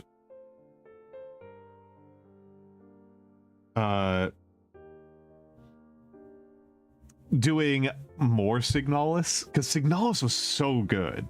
And I think that now that I know the game, I think I could do a second run pretty quickly. And like it does appear to be a game that's really meant to be beaten multiple times. But I did just play it. I'm trying to figure out what to do for Thursday. Signalis is so good. Signalis rocks. Signalis absolutely rocks. It's the first of like those traditional survival horrors I've ever played. Like I've still not played any Silent Hill or Resident Evil. I played about 20 minutes of each of those when the demo discs came out for the PlayStation 1.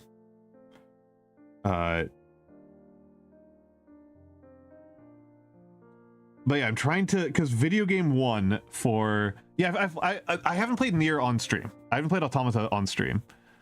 I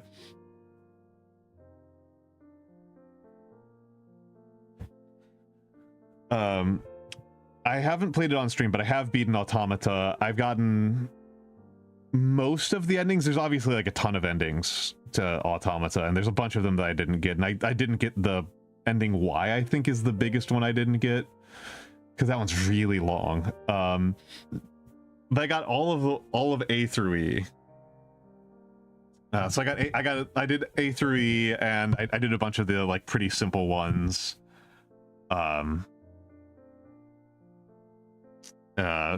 Like a K. I know I'm pretty sure I did K. I'm pretty sure I did G. I've done a lot of Nier, but I haven't done it on stream.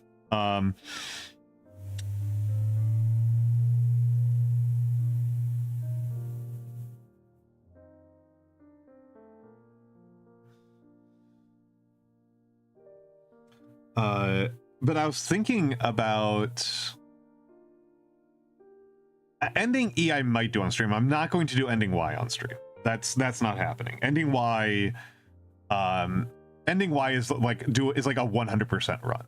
It's so tedious. It's like you have to 100% every single piece of gear in the game. It's so long.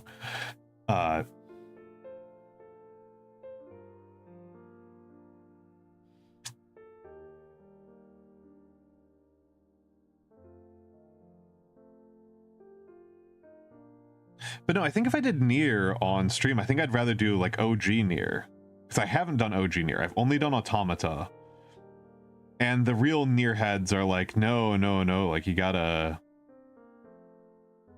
check out the OG. And I like trying out new things on stream. But yeah, for Thursday, I don't remember which one I is. I don't remember which one I is. No, why? This letter. I haven't done that one. I've done maybe like half the endings. I mean, like I said, I've done A through E, which are the important ones.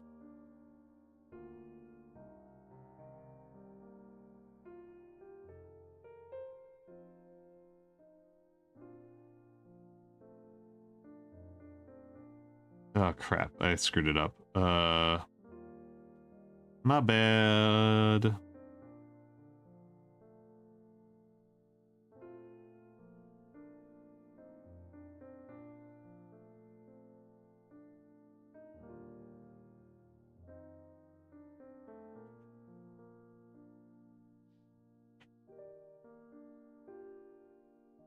Yeah, that's true. That's true. Stressed out. And obviously I'm just writing on paper with no intention of carving.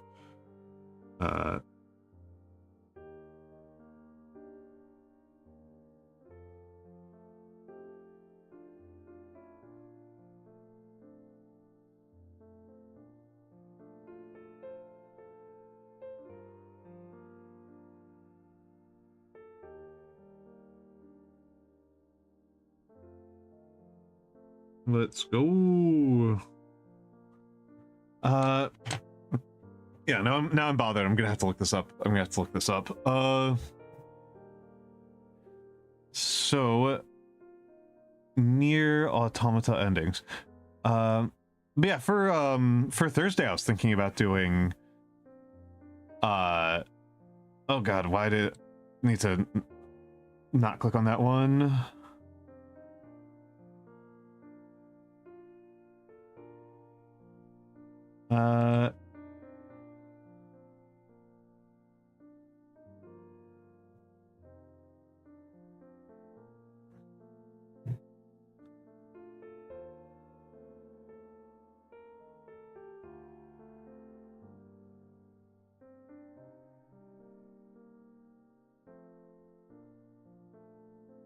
I think I've done Z. Looks like I've done Z.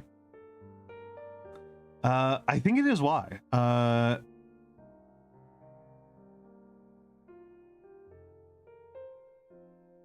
don't think I did X. I didn't do W. W is annoying. I didn't do W.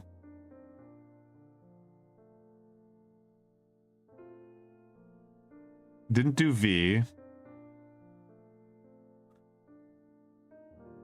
Didn't do U. Did do T. T is extremely funny. T might be the funniest ending. Yeah, no, it's that the, in order to trigger that fight, you need to have, I believe that's, you have to have every single piece of gear maxed out. I think that's the one I'm thinking of. There's one that's like you need to max out all the gear. Yes, it is. It's Y. Y is the one that's like longer than all of the other endings combined. I looked it up. It is Y. Yeah. Take a look at step 11.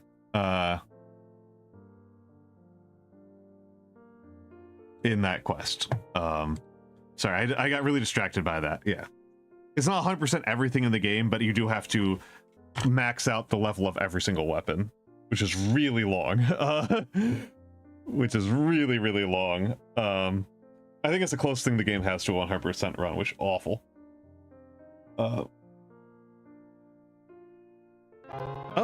Twist! Thank you. Welcome in, Raiders. Welcome in, Raiders. Welcome in, Raiders.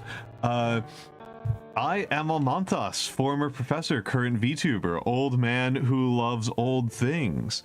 How are you doing today, Twist? How are you doing today, Twist? I have just been practicing some calligraphy, and I was thinking a little bit about some video games that I might play later this week.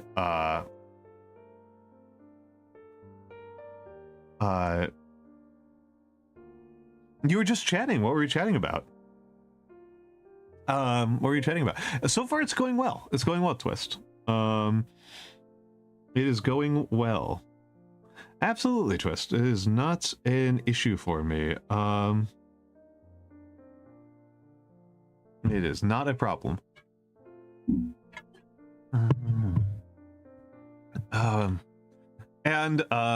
So, Raiders, welcome in, welcome in, welcome in again. I am Almantas, old man. I do lots of old man things. Today I'm working on calligraphy. This is a script known as Uncial, which is Greek for one height. This is a somewhat modified version that's a little bit less restrictive than some other versions of Uncial. It's very Greek. Browser games like Wordle and Sudoku. Okay, excellent, excellent, excellent. I haven't done today's Wordle, so don't spoil it. Don't spoil it yet.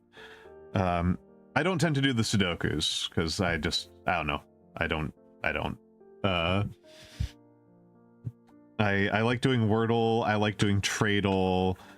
I've been doing connections lately. I love Redactyl. Redactyl's my favorite, but I don't tend to do it super frequently because Redactyl's really tough. Oh no. Oh no, that's tough, Twist. That's tough. That is tough. But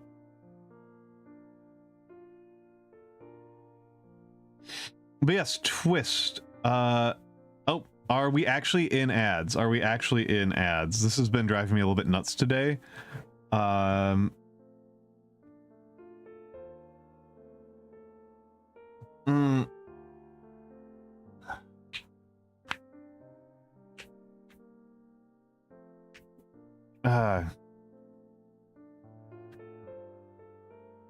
I don't know if the ads are actually playing. I'm going to assume, I'm going to take for granted that they are. Okay, ads are going. Thank you, thank you. I'm going to use the bathroom then. Because we had a desync error the last time I used to restream, and it was very bothersome. So I'm going to put on the fan art gallery for everybody so that nobody's missing out too much. And I'll be back. If anybody needs to leave, go right ahead. Absolutely, you can raid and run. But Twist, you do get a free redeem of the write something down if you would like. So let me think about what you want me to write.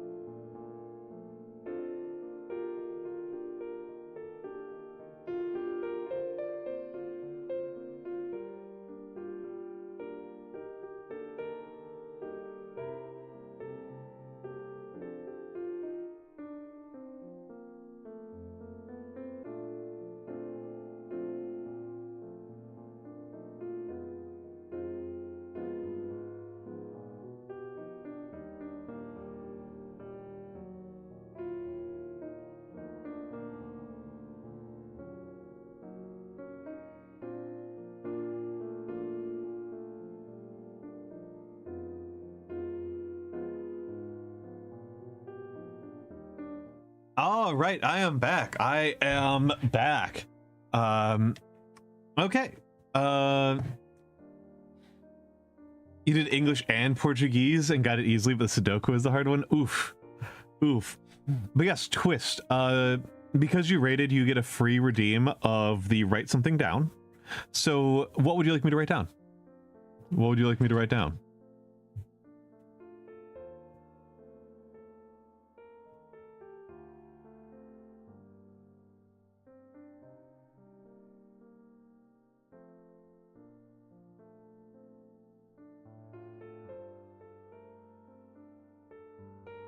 All right. Well, you're thinking.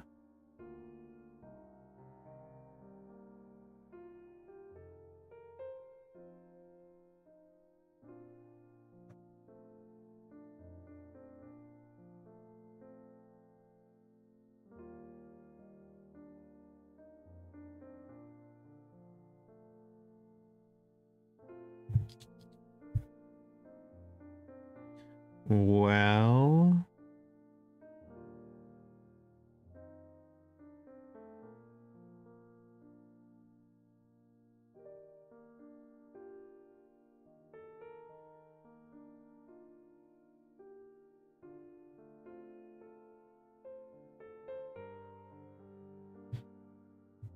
oh, Vex, that's very sad news. James Earl Jones. Whew.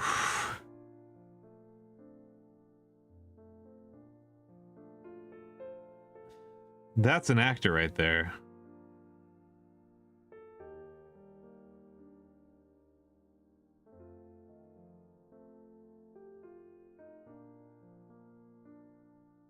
Incredibly long career. Yeah, incredibly long career, incredible voice. Man, I was thinking we'd watch the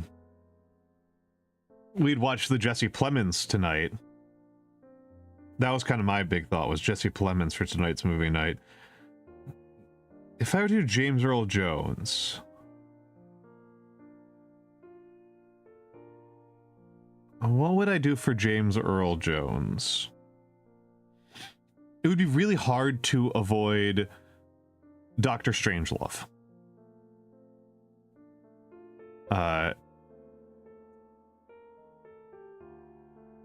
Oh, I love Conan. I love Conan. So Dr. Strangelove and Conan is actually kind of a... That's an interesting pairing. Conan and Sandlot would be an interesting pairing.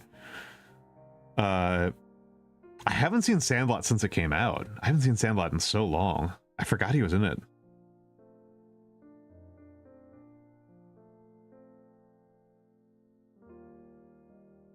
I don't think we need to watch all. If we did do a Doctor Strangelove, I would actually probably just do the clip of it, because he's not in it very much. It's not a big role for him. He's not a major character in it. As I recall, he lied to get on set.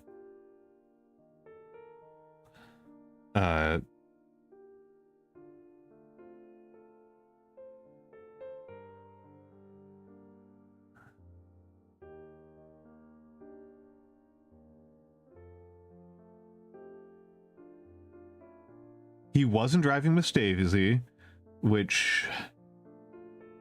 Not sure I need to see that one. Conan would be a top tier one. I really like Conan the Barbarian. And I really like him in Conan the Barbarian. Sandlot's pretty good. Sandlot's pretty good.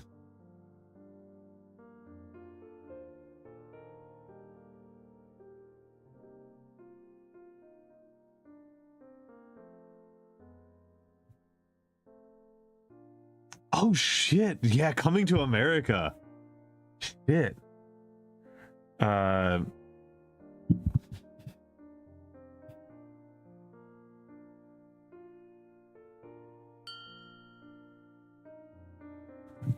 hello, hello, CosplayZilla21. Hello. Thank you for the follow. Thank you for the follow. You can do a small phrase twist. Try to keep it small. Try to keep it small. I mean, Lion King. He's got a significant role in Lion King.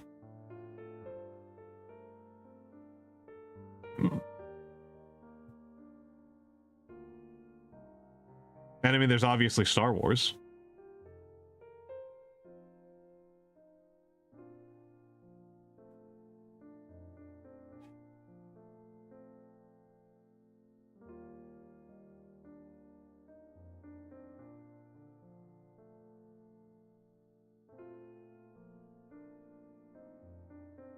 Ooh, I actually don't know what the Deathman heard at all. That one I don't know at all.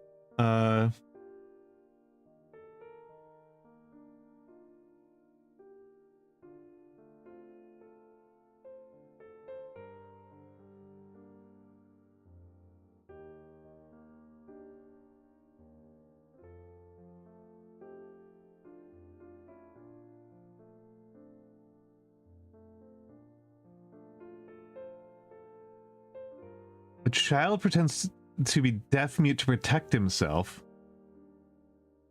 Oh, that's pretty cool. That's actually pretty cool. I like that. I like that, Vex. That was a TV film. Who made that? Who made that? Do you know who the director was? Like it's like a Cronenberg film. It's like a Cronenbergian premise right there.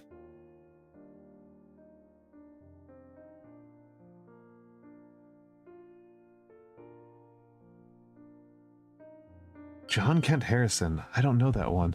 Moxie 420 Uwu. Thank you for the follow. Thank you for the follow.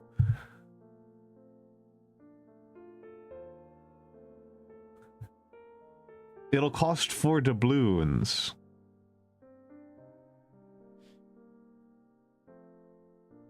Oh yeah, I mean, Gamma, I think a lot of us have been put into that situation without really meaning to. Is it doubloons with an A, or is it doubloons like the currency, like DOU? Oh no, that's how it always goes. That's how it always goes, Gamma. That's always how it goes. Ah. Oh, that's okay, Moxie. That's okay, Moxie. Oh.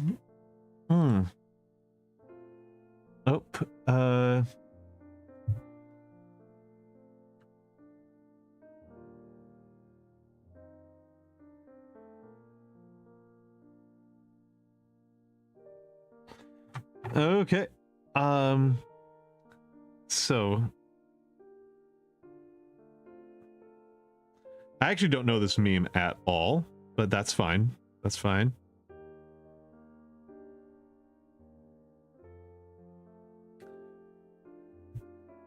I like the way this ink looks is amazing, but it does kind of struggle to come out of the pen.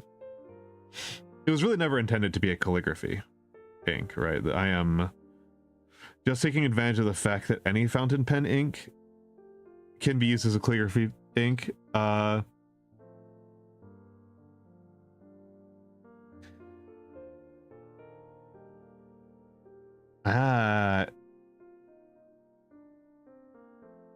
That's true, that's true.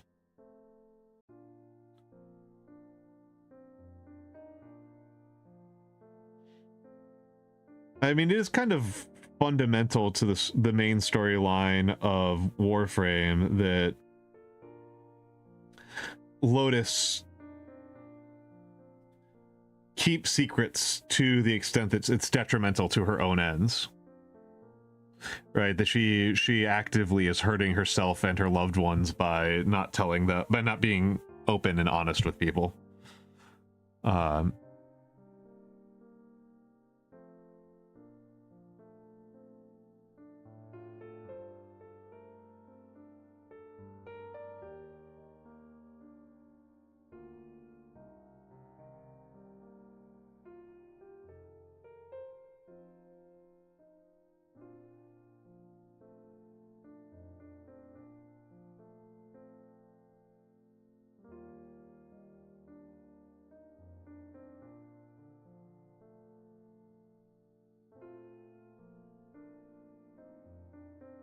And here, I like this F is pretty silly, but I like it.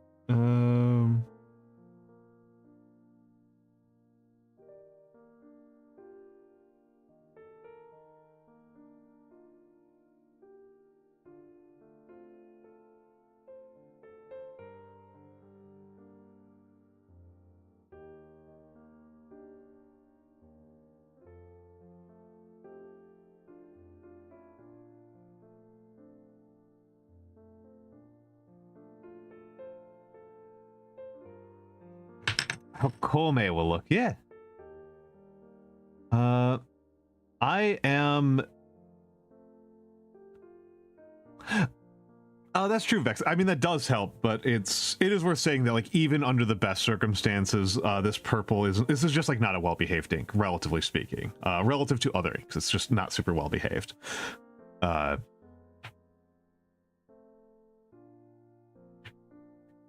They've already done a spooder frame. They already did. I'd be down for them doing more. Because, you know, the fact that they did one Necromancer frame hasn't stopped them from making, like, 3.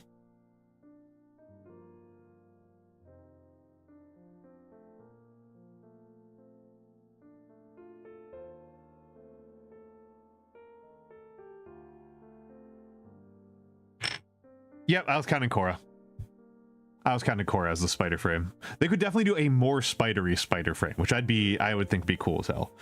Especially if it was, like, if they made it very themed after the Rocknids, like the Exploiter Orb, because I think Exploiter Orb is like one of the coolest characters in that game.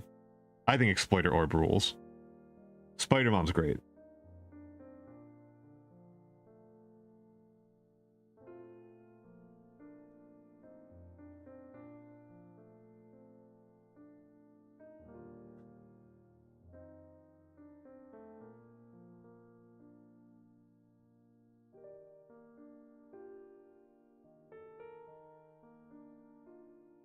Oh, interesting, interesting.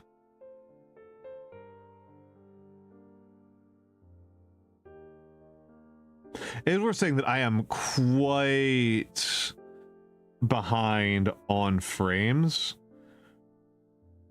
I am currently just utterly disconsolate about the Dante grind. Dante grind is so dreadful. I really wish I had done Dante grind when it was like, when they had the easy mode grind available for it.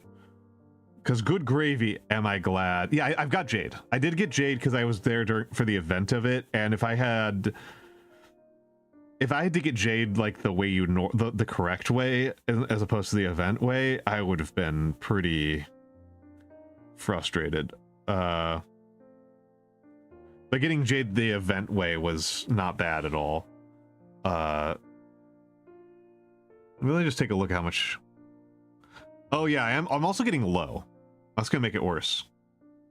Yeah, I don't have Caliban. Caliban I've looked at and I'm just like, no.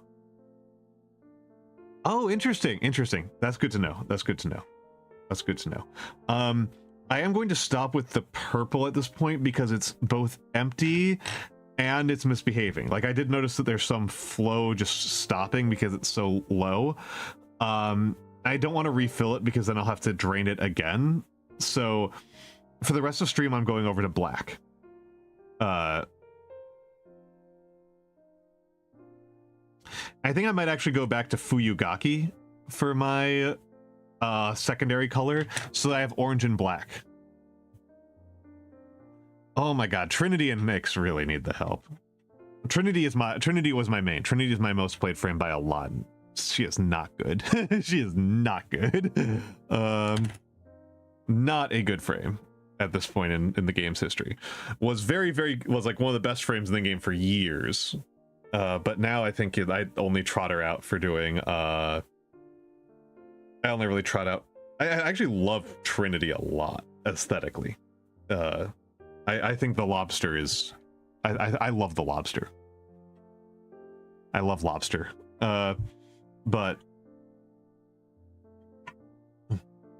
Um, Interesting, because I just didn't like Jade. I just flat out did not like Jade. Just like at a very basic level, I was like, this is not fun. I mean, the thing that really broke Trinity was Naramon. Like, ever since Naramon, Trinity has been a really dubious choice. I mean, it's not even that. It's that, like, there's not much of a purpose to what she does. Like, again, like, Naramon really broke her very badly. Though, like, what do you use Trinity for at this point, right? You use her for Rita. Like, you do need Trinity for Rita. It's really hard to do Rita without a Trinity. It's so hard. I like Rita, but like, and so you kind of need her for Rita, and she's a good but not necessarily perfect Eidolon support frame. Like, she's not the most important frame for bringing to Eidolons, but she's one of the better ones. No, she's been bad for a long time. Her one's awful. Her one is like one of the worst abilities in the game. Trinity's one is terrible. Well of Life is awful. And it always has been. Well of Life was never good at any point. Energy Vampire used to be the best skill in the game. Just like bar none, it used to just be the best skill in the game. It spent years as the best one. Hello, Cryptid. Hello, Cryptid.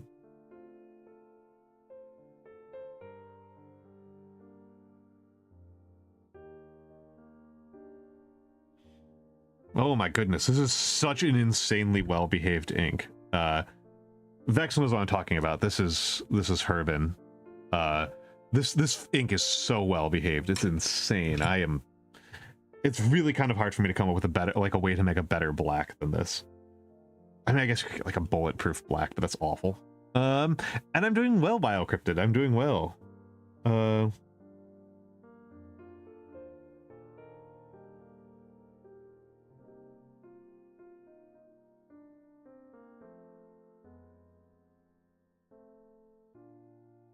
It's a wonderful black. It's a wonderful black. It could be more shimmery. Oh yeah, snake frame would be good.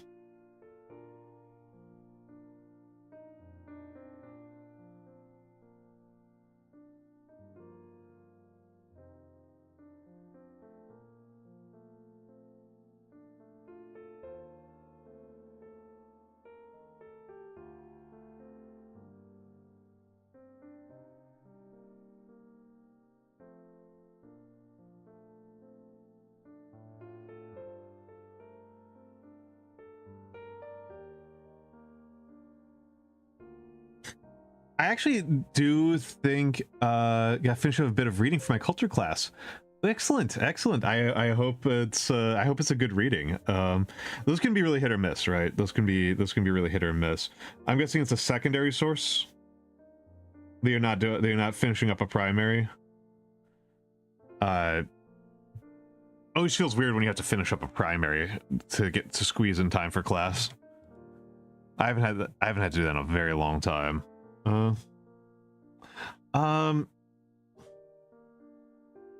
I actually think Gamma, I'm actually going to disagree, and I think that the Trinity's 4 needs to get killed and should have been killed like a decade ago.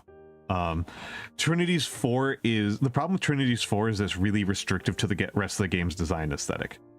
When there's a healing ability that just heals everyone up to full instantaneously, like it's just so restrictive. All right, Twist, good luck, enjoy your dinner.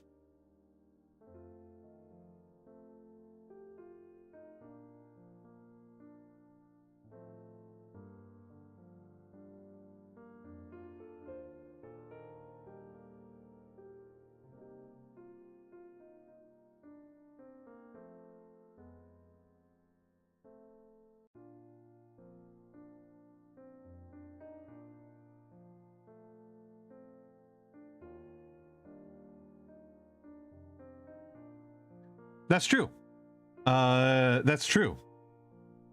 Dante rocks. I love Dante. I love Dante. I think Dante is the best caster frame they've made. The one that feels the most like a real wizard. I really like Dante. I like combo frames in general. I like combo heavy frames. Like my favorite's probably Gara.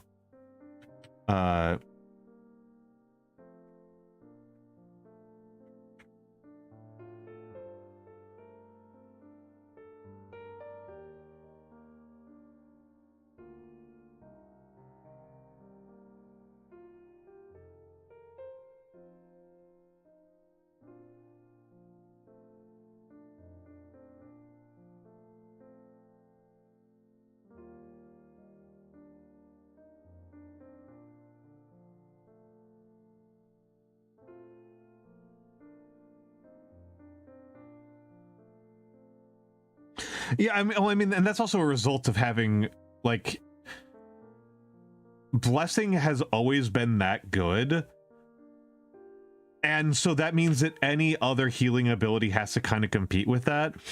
And like in particular, it makes Haro's healing, for example, feel awful. Like almost every other source of healing in the game feels awful until you're doing absolute nonsense like what Dante is doing.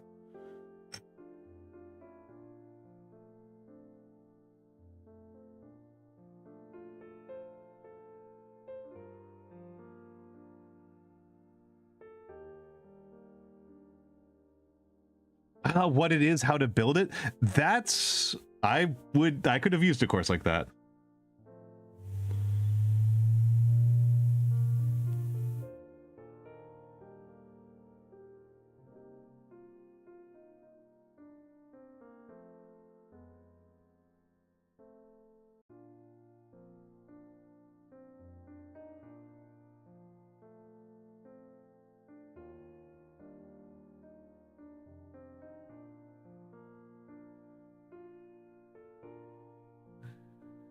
Yeah, Oberon's healing has always been considered really bad.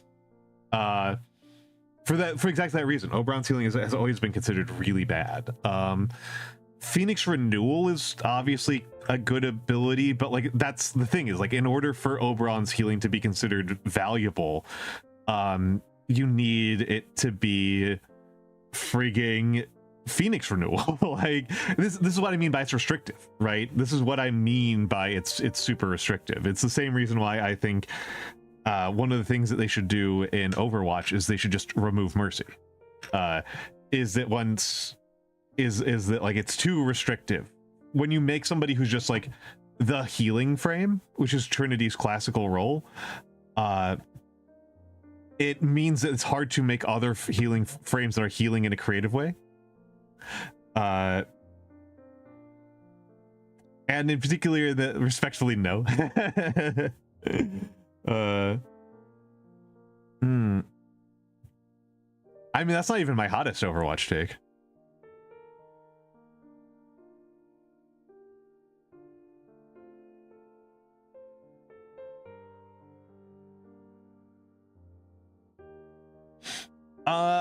Gamma, I think that's actually a generalized take. Yeah, that's I wouldn't say all games. So it depends on your design desires. It depends on your design desires. And in the case of Overwatch and Warframe, where one of the design desires is to continually make new classes that no, FF14 wouldn't be in trouble at all. No, FF14's fine. FF14 support classes are fine. But when part of your goal is that I think you're misunderstanding Gamma. I think you're misunderstanding, possibly deliberately, is that when you're making a game where you're trying to make lots of creative, interesting, odd classes with lots of mixed roles, which is very much what both Overwatch and Warframe are trying to do. If you have a class that is just a heal bot, it restricts every other choice you make really miserably. So like TF2 has a heal bot class, right? That's not a problem because TF2 doesn't add new classes. That's my main contrast point. Like TF2 has the TF2 classes. The fact that the medic is the medic, it's the healing class, that there isn't really any room to improve on the medic and like offer like a different type of medic is not a problem because they're not adding new classes. It's just not part of the design function of the game. Also, FF14 supports are just not heal bots at all. I mean, I was a bit of a Mercy main. But I feel like Mercy has been kind of poisoned to the design for years now. Mercy isn't even my least favorite class. The only thing that drives me nuts about Mercy, like from like a playing perspective, the only thing I really don't like about Mercy in the game right now in terms of playing rather than designing is I'm a Pharah main, and people really overestimate how good Pharah Mercy is. Like really overestimate it.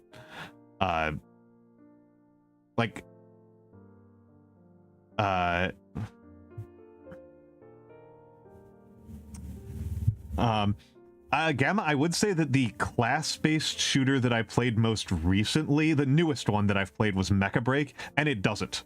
Mecha Break supports are great. Mecha Break rules so much. I am so sad that it is not playable right now, and then they're like, oh, we're not going to release it until 2025. It's like, this game is good. Mecha Break is so good. I mean, that's like Mercy. Yeah, Mecha Break rules. The biggest problem with Mecha Break is that you can't play it. Like, the biggest problem is it's currently unplayable. And they were like, the devs are like, we need like 6 to 9 more months before we're going to let people play Mecha Break again. And I'm like, that's insane. That's insane. This game's so good. But yeah, I'm a Pharah main, and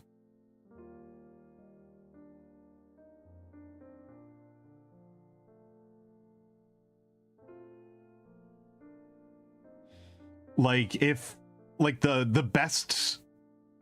healers that I want when I'm Pharah is like number 1 Zen. It's definitely number 1 Zen, and probably number 2 Ana. That's fair. That's fair.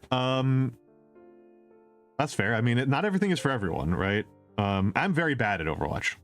I'm very bad at Overwatch.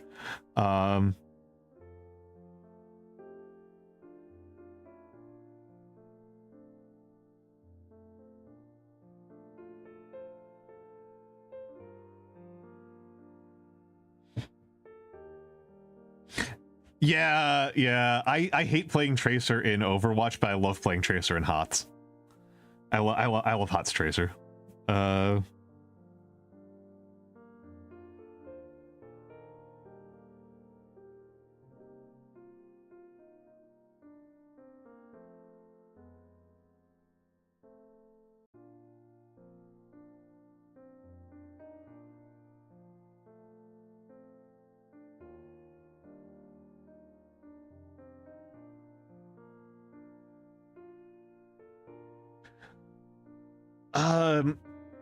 I mean, Ana's healing grenade is extraordinarily powerful. The anti-heal is an extraordinarily powerful ability, and Ana grenades are by far and away the most efficient way to get them out on the field.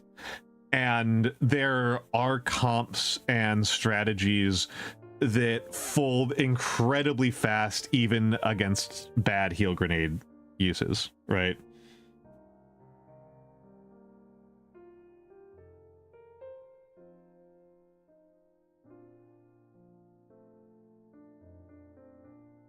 Notably Roadhog. That's like the biggest one.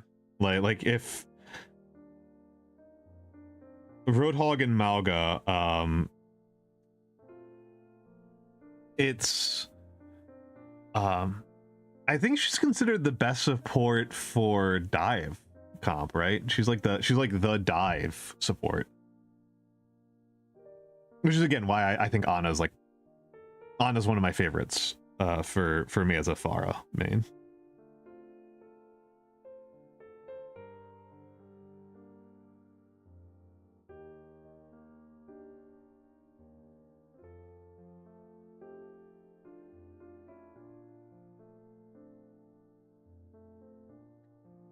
Oh, I don't know about in HOTS. I don't know about in HOTS. I was talking about in Overwatch.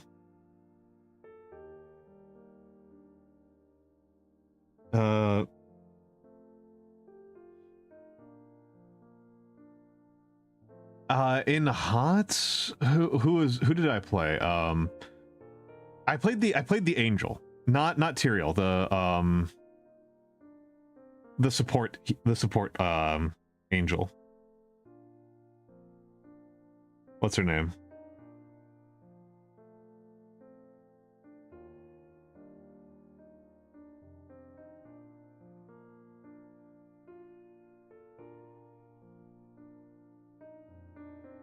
Ariel. Yes, I played Ariel. Ariel is my favorite.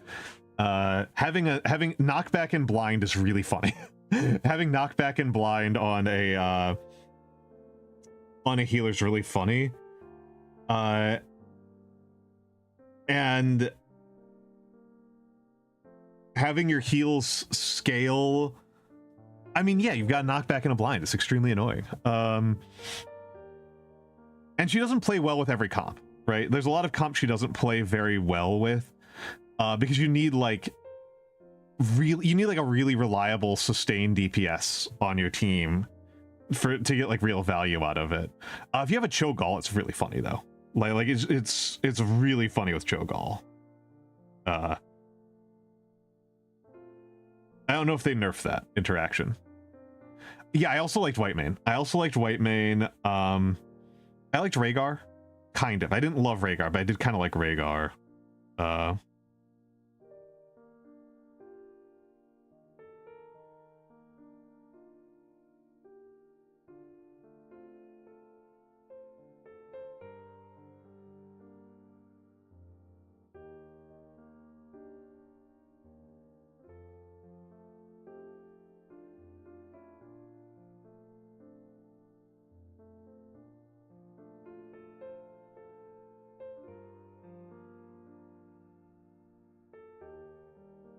Yeah, Whitemane's very good for those fights. I do like Whitemane. I think it's been a very long time. I have no idea what the meta's like anymore. And it's entirely possible if I went back, I'd be a DPS player. Because I spent years trying to be a support player in Overwatch, and then when I went back and tried to take it seriously, it turns out I was just way better at Pharah than I was at any support by like a mile. Even though I have like a million hours more practice on almost every support.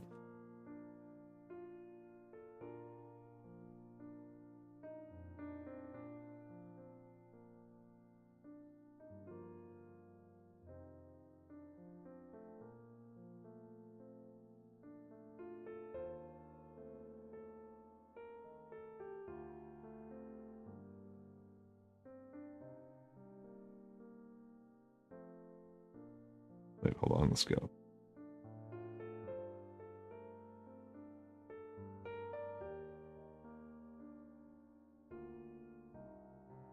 Yeah, Zen is definitely number one.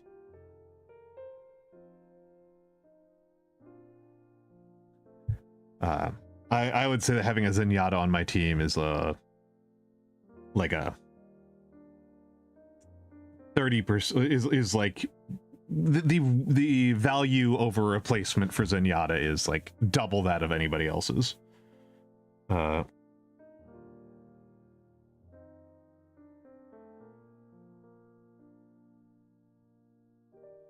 Doing a different Y.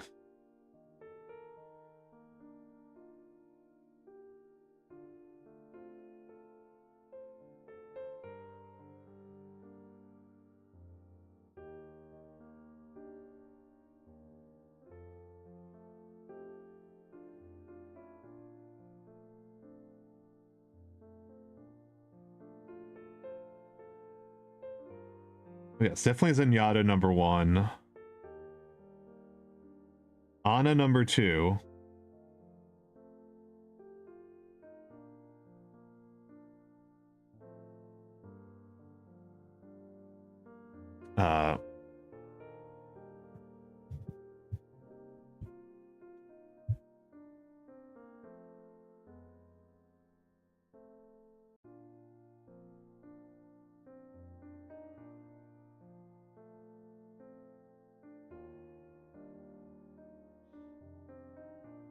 Oh. I just fluffing my hair a little bit. Ana, probably Lifeweaver. Probably Lifeweaver.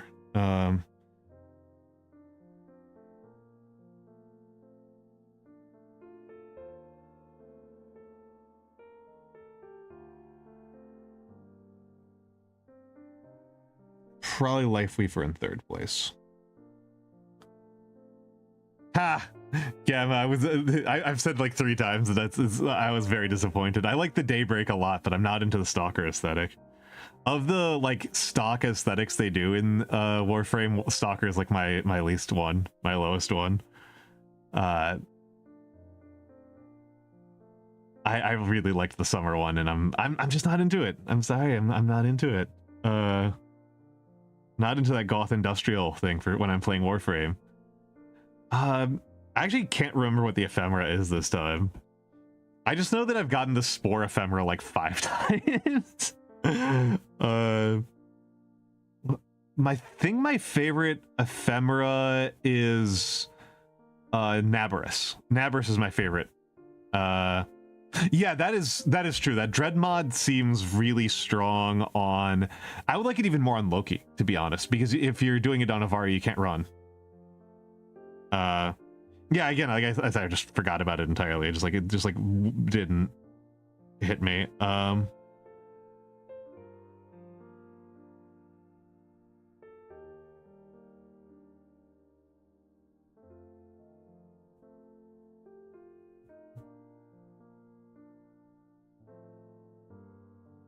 But yeah, and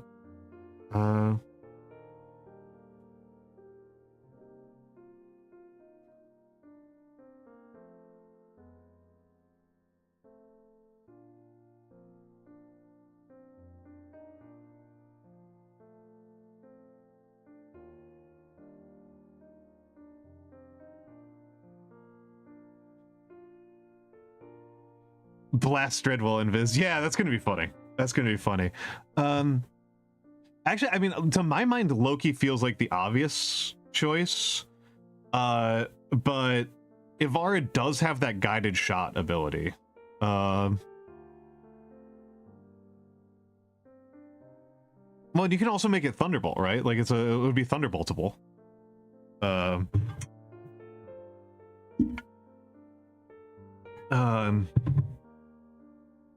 Yeah, those would be my top 3. I can't even remember the other supports. I guess like Lucy would be... Lucy's not a bad one from my consideration. I don't hate Lucy. Yeah, the only 2 I don't particularly like working with are Brig and Farah, because they just like don't have any real synergy with Farah. Which isn't strictly a problem. Like depending on what your Brig is doing, that can still be fine. Like there's good uses for Brig. Like if you're good with Brig, I should say. Like I'm very bad with Brig, so me playing Brig is just a mistake. That's not like a clever counterplay. It's just making a mistake. Oh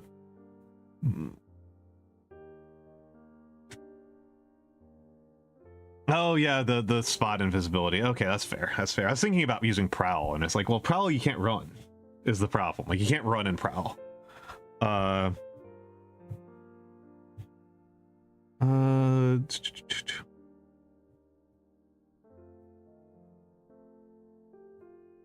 Oh man. Hold on, there's something I want to look up here. I'm gonna look up some poems.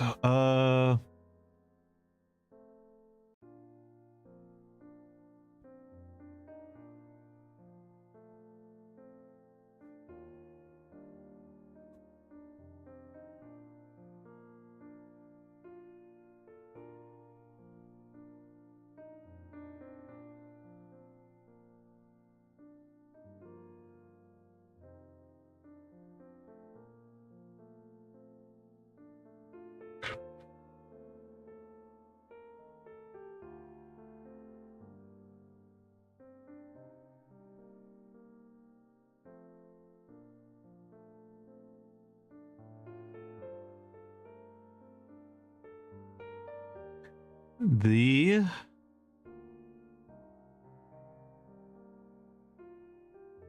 was some William Carlos Williams.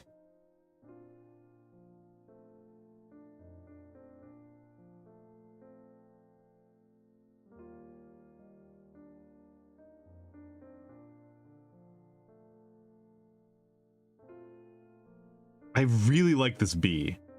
I'm really a fan of this bee. It's a very beautiful bee.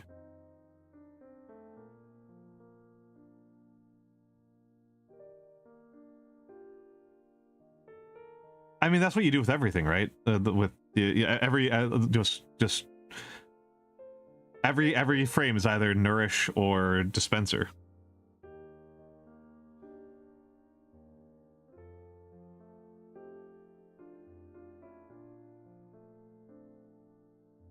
Though I did replace Spectorosiphon with dispenser, and I actually kind of regret it. I'm thinking about going back on that one. And just going back to totally no subs, Gara.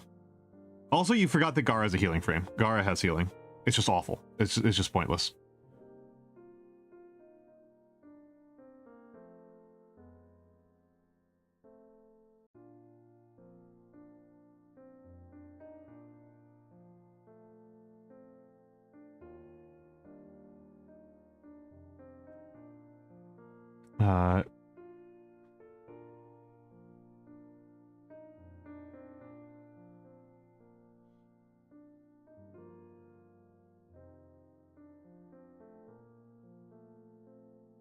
Yeah, it's awful. Mending splinters is bad. Mending splinters sucks.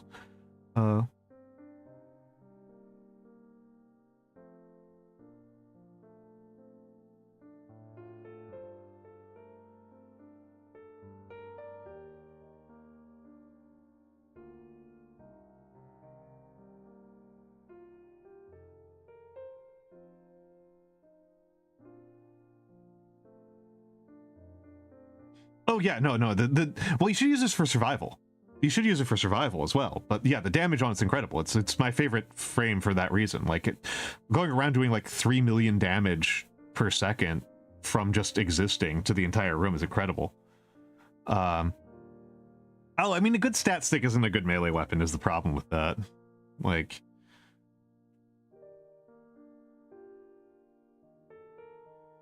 I'm using Mire, and it's like, you know, a Mire with Spoiled Strike. Bleh.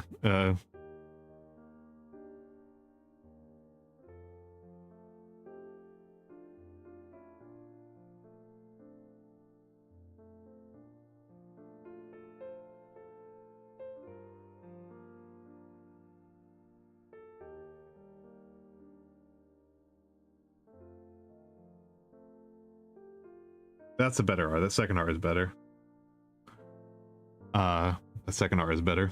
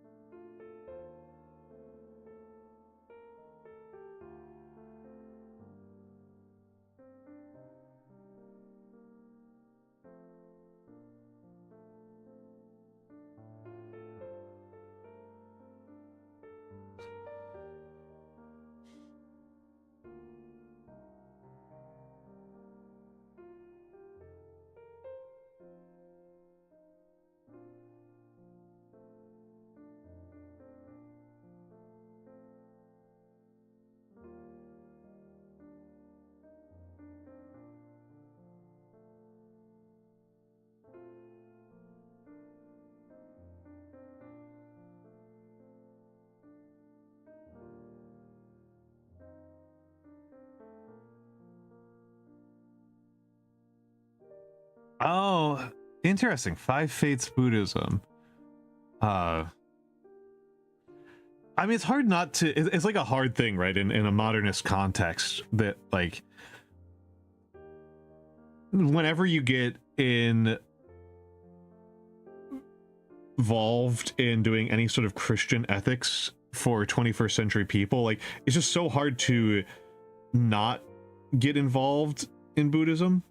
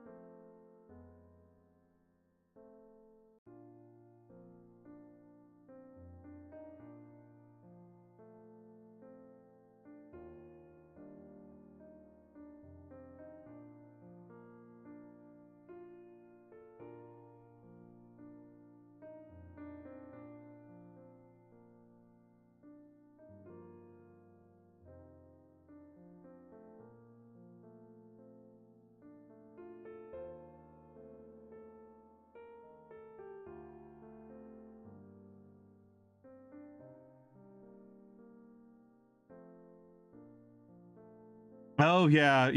There's the 5 schools in the game. Well, and I mean, there's also there's the five elements, the wuxing, which is not how the game has elements, right? But like we can think about those, and I do kind of sometimes feel like the 5 elements, the wuxing corresponds fairly well for the 5 schools.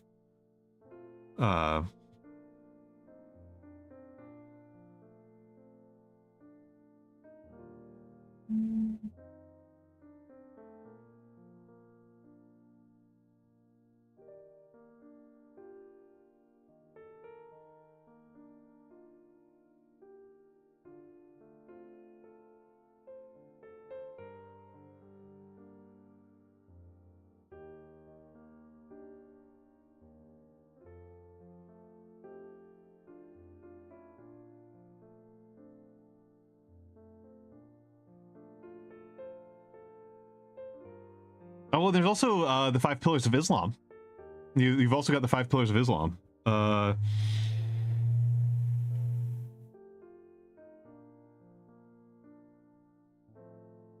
So you got the wuxing, you've got the 5 pillars of enlightenment. You've got the 5 pillars of Islam, the 5 pillars of enlightenment, the wuxing. You got a lot of 5s. You got a lot of 5 options.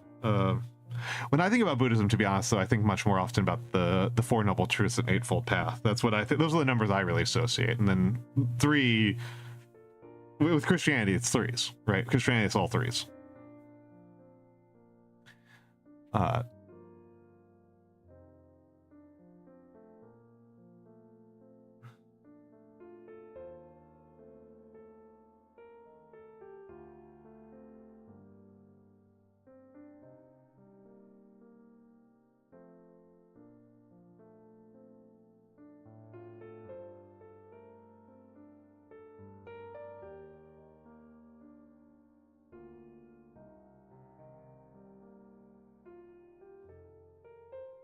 All right, so this is a good old-fashioned William Carlos Williams poem. It's not the whole thing.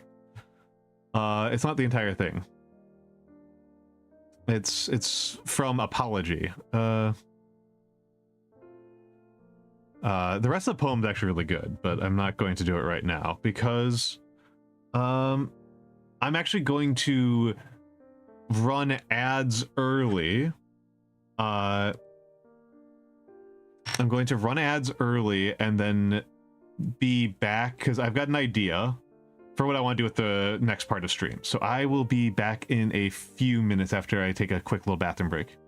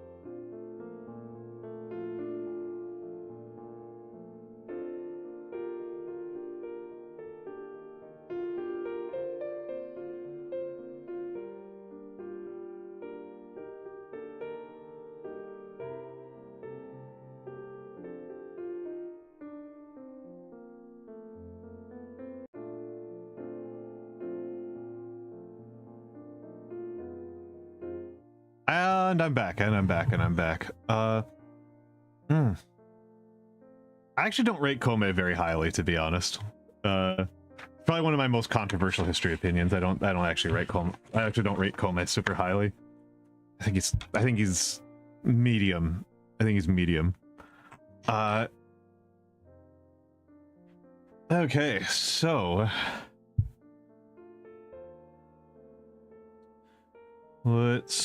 how do I do this? How do I want to do this?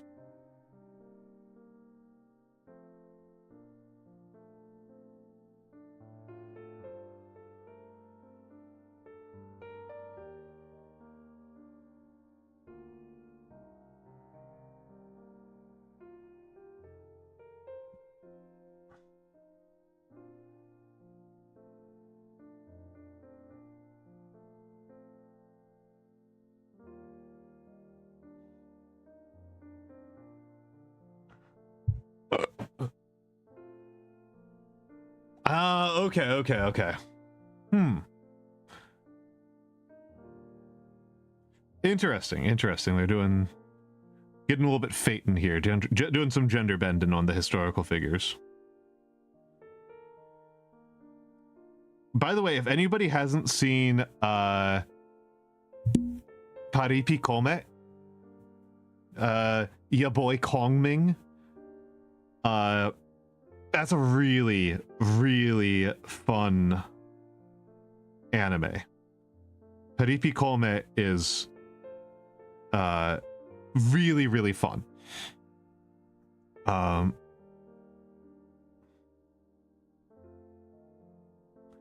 The premise of it is that it's an isekai. It's an isekai where Kongming, better known to us in the United States or the English-speaking world as Zhuge Liang, of Chuko Nu fame. Zhuge Liang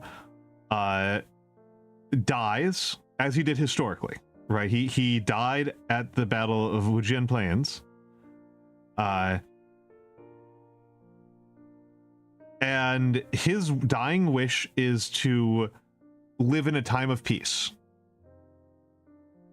And so he gets isekai'd. He gets isekai'd to 21st century Japan. He gets isekai to 21st century Japan, and gets wasted and nearly dies from freezing to death on the street, and gets taken care of by a lounge singer. And he decides that this lounge singer is uniquely talented and amazing. And so he devotes his considerable knowledge and skills to making her famous. It has some of the most immaculate vibes. It is Vibes City, that show, and it is a very goofy premise, and it's very funny.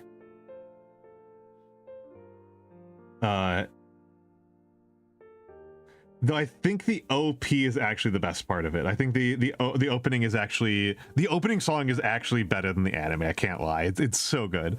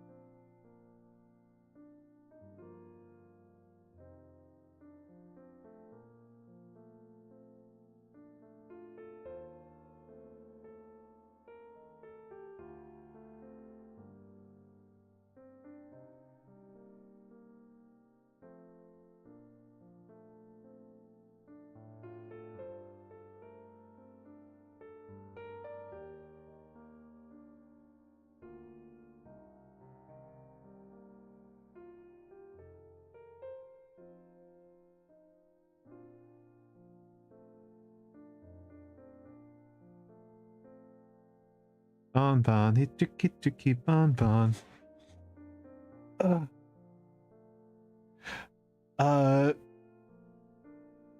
can't really remember the rest of how it goes, but yeah, now it's stuck in my head too. Stressed out. So,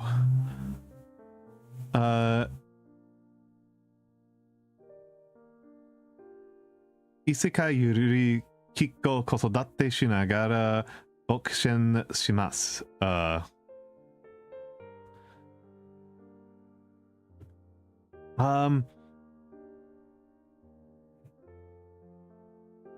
There's a couple isekais like that. There's the cooking isekais I've liked. There's a couple of cooking isekais I liked.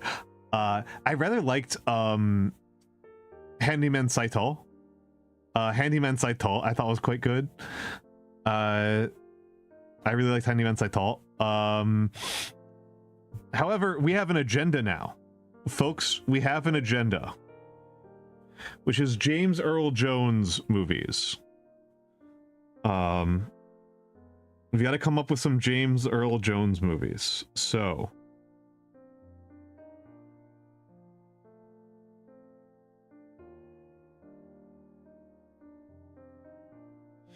I'm just gonna put my favorite one first.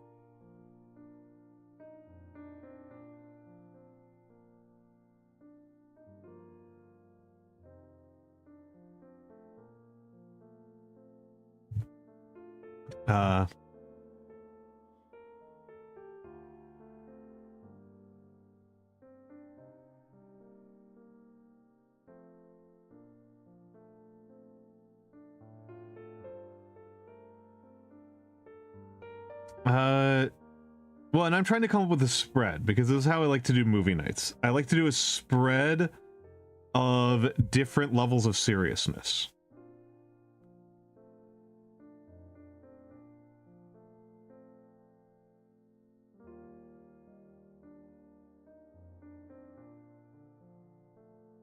I like to have a super serious movie, and then a goofy fun movie, a moderately goofy movie, and then a really goofy movie.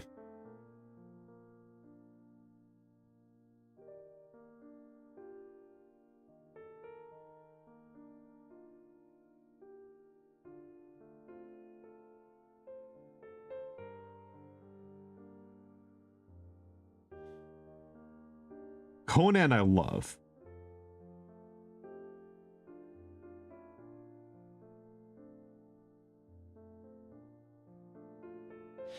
So that's a high tier. This is a high tier choice for slot 2.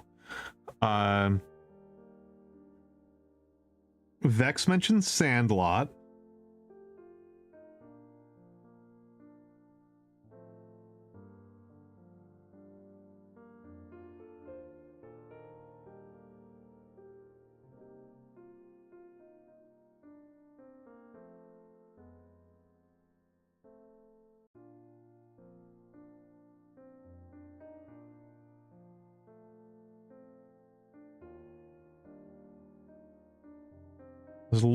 There's Star Wars.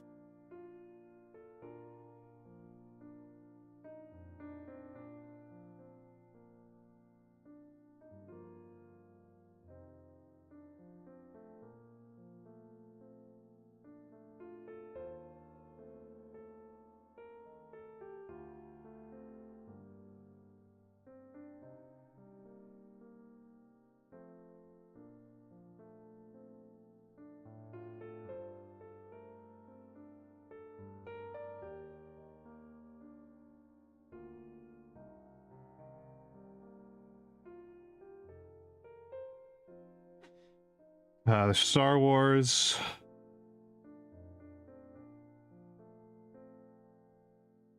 Doctor Strangelove. His first movie.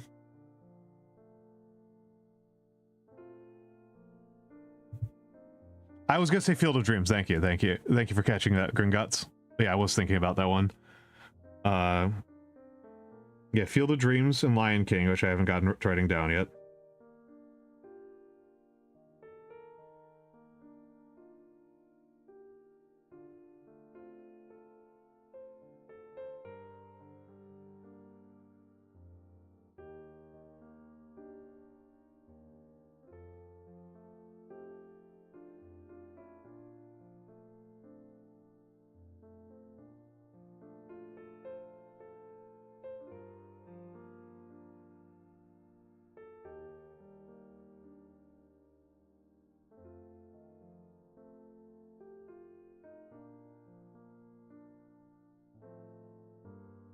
Field of Dreams, yeah.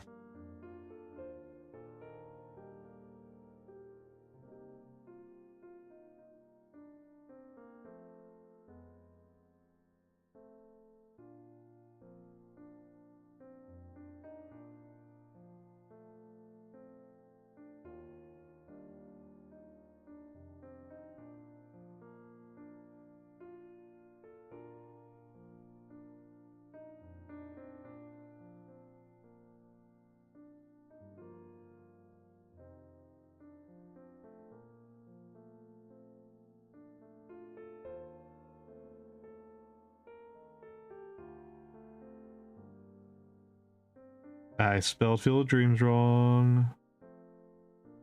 There we go. Field of Dreams. Oh. I can imagine that that's the case. I mean, that was kind of the original premise of Wandering In, and then Wandering In got into doing the combat stuff.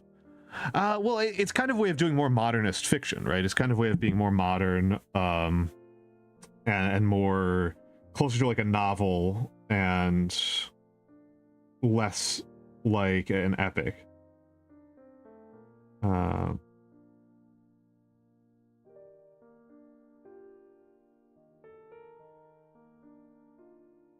Field of Dreams, which I don't think is going to make the cut. I don't think Field of Dreams is going to make the cut. Oh.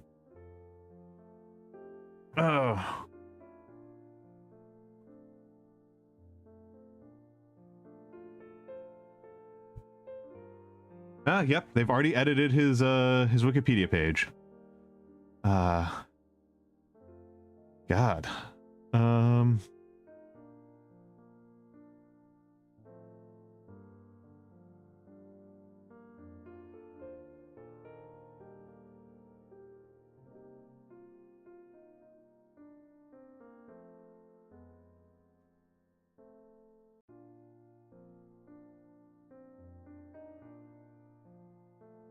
Let's go over to his filmography. He's been in so much. He's been in so much. Yep. Doctor Strangelove. Geez, he was 33 when that came out. He looks like such a baby in it.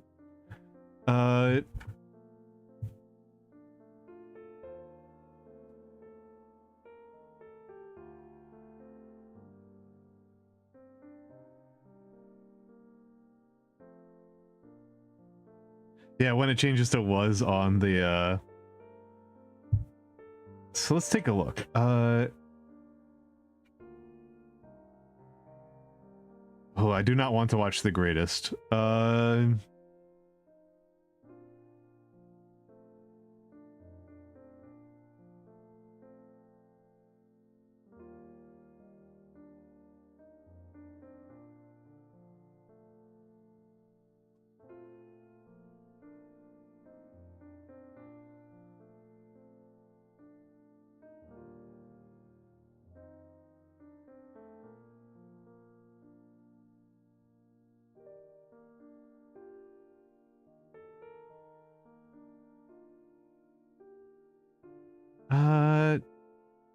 Let's take a look. Oh, are there any of these movies I like really love? Oh,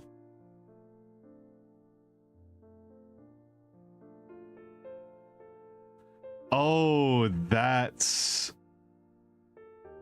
Ooh, that's going to be a rough one. I might want to watch this one of these days, because oh my god, this is going to be rough. Hello, Glitchica. Actually, Glitchica, you are in perfect form right now. I would say right now, Mora, I'm losing. I would say right now I'm losing. Because a beloved American actor passed away today. But Glitchka, you are in perfect timing. I'm trying to come up with some... I was planning on this being the Jesse Plemons watch along, but I think because he passed away today, I'm pivoting to doing a James Earl Jones watch along. And I'm trying to figure out 3 good James Earl Jones films. They don't have to be super good. This one that I'm writing down right now has got to be a piece of shit, and it's going to make me so mad to watch it. But I feel like I need to. Alan Quartermain. Like, there's no way that an H. Rider Haggard movie adaptation from the 80s is going to be anything other than infuriating. However, Haggard is extremely important. He has such a big filmography. The only one that I'm really confident I want to do is Conan. I really like Conan the Barbarian. I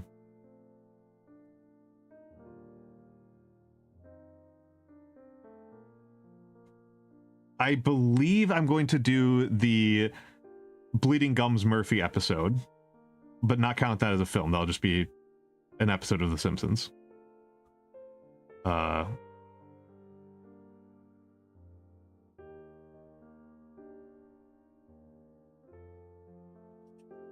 Yeah, he did a lot. Probably not gonna do Doctor Strange because it's a bit part.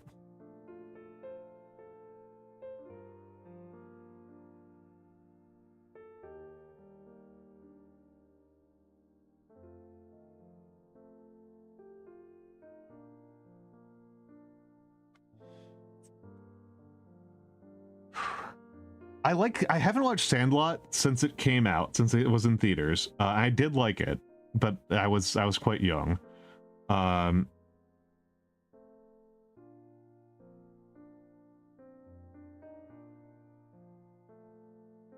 There's no, this movie's got to be awful. I am like in dread even thinking about watching this one. Holy crap. Yeah, Field of Dreams, Sandlot. Oh yeah, Coming to America.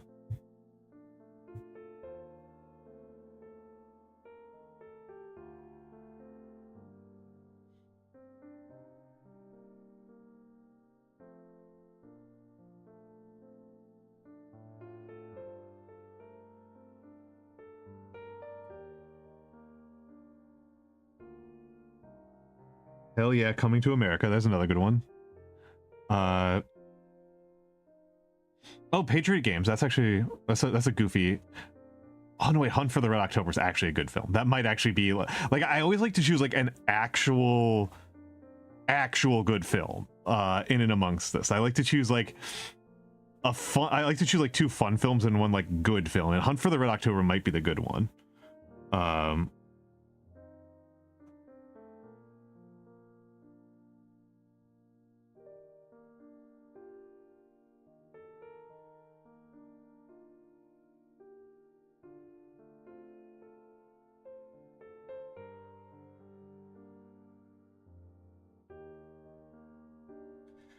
Coming to America is not going to be high priority. I want ones where he gets lots of screen time. Yeah, sorry, Mura. Well, Field of Dreams is just like... It's so schmaltzy, right? It's so like schmaltzy and preachy. It's...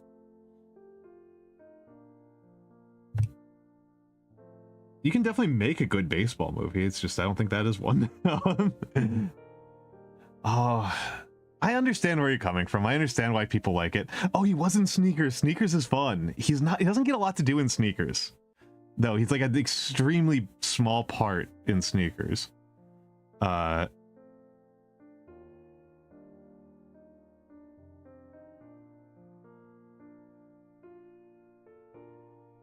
He's in a ton of movies, but he doesn't have a ton. A lot of these, he's like not that big of a character in them.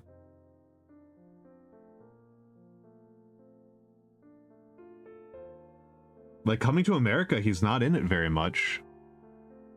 Yeah, he steals it. Hunt for the Red October is such a dad movie. It's true. It's true. He was the narrator in Judge Dredd. Oh my god, I don't need to see that. I don't need to see that. Oh my god.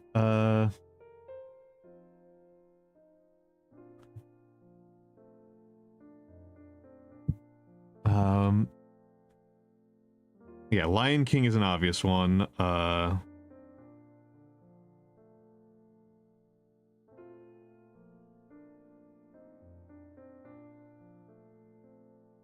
Like, yeah, he steals so many scenes, but he's just like, does he really, how many times does he really get to just be like the man? Like, does he really like get to be in it? Is this one low on ink? I feel right. I think this one, the feed might be jammed on. Yeah, it's a bit daunting. It's well, James Earl Jones we knew was coming for a while. James Earl Jones was not a surprise to us because James Earl Jones was 93 and he had retired from acting a while ago.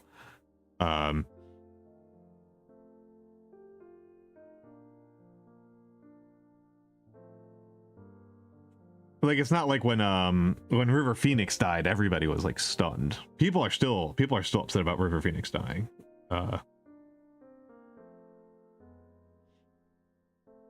And like, it seems like it comes up whenever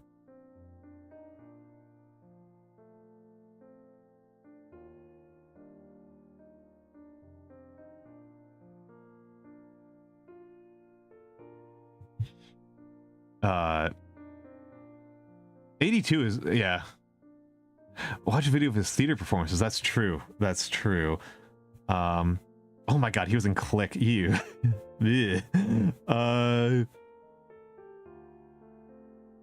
Yeah, he wasn't driving Miss Daisy.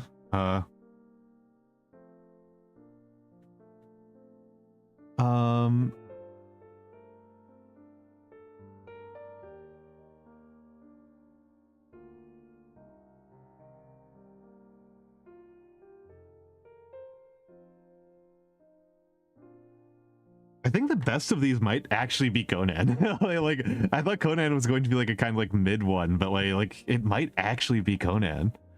Hunt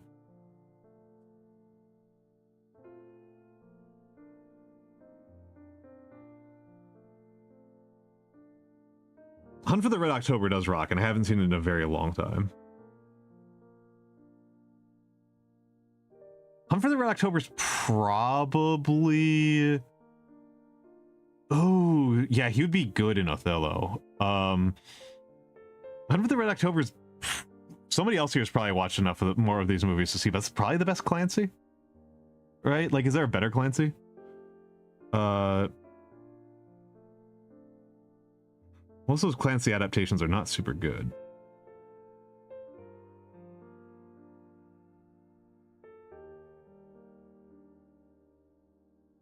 But I do think most of them are fun.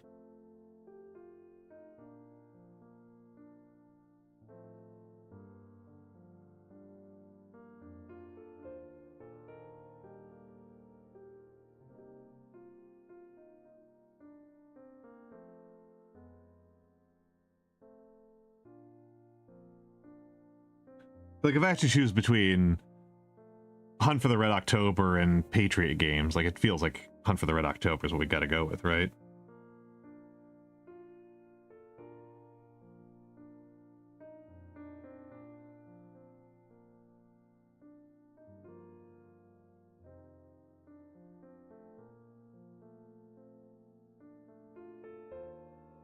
What an obscenely American movie, Hunt for the Red October, right? It's so obscenely American.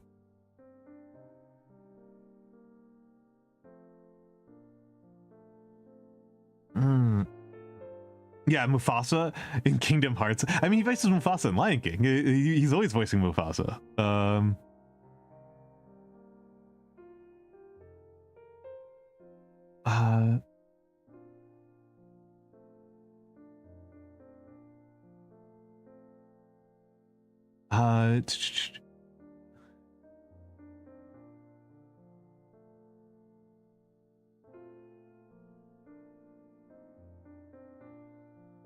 Yeah. I'm not going to watch Kingdom Hearts clips as a movie night watch along. That's extraordinary. That's possibly too experimental for me. That's possibly too experimental for me.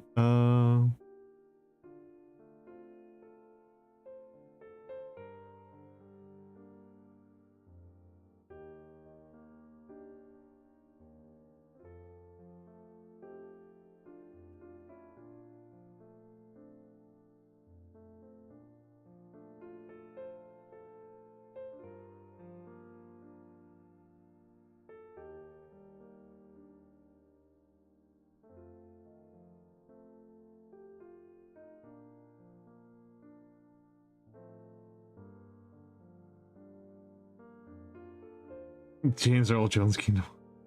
That's like worse than watching like a bunch of B-movie YouTube poops. Yeah, we're definitely not watching Soul Man.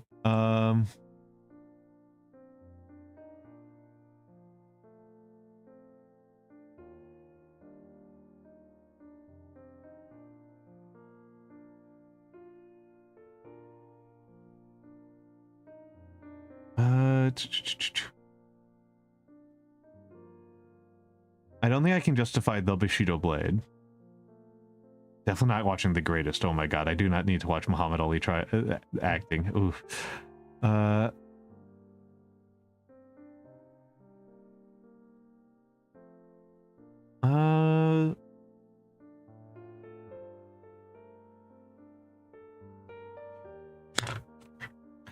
So let's think. Definitely.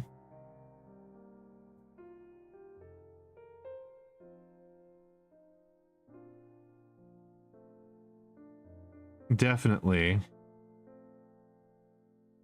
Bit part, so not super intriguing to me. Just put a big old oof right there.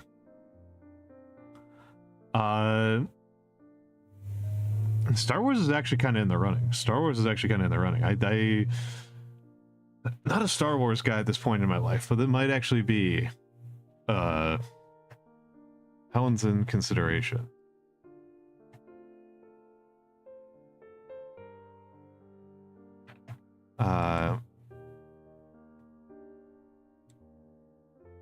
I'm just clicking through and seeing how many movies here he is physically on.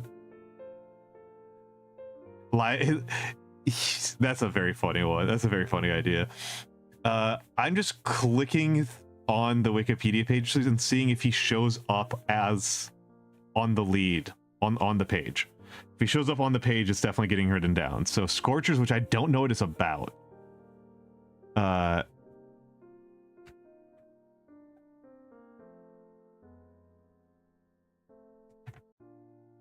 Oh, this actually kind of sounds fun. This actually sounds pretty good. I'm kind of into this.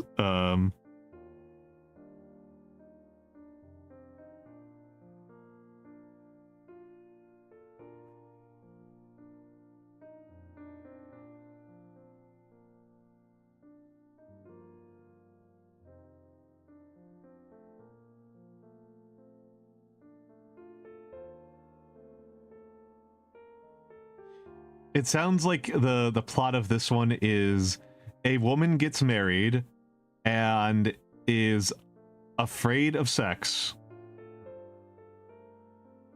and then James Earl Jones has an entire B plot discussing philosophy. Like that actually, and he's got second billing, where it's just, it doesn't seem to be connected. This actually kind of rocks. I'm actually kind of into this. Like,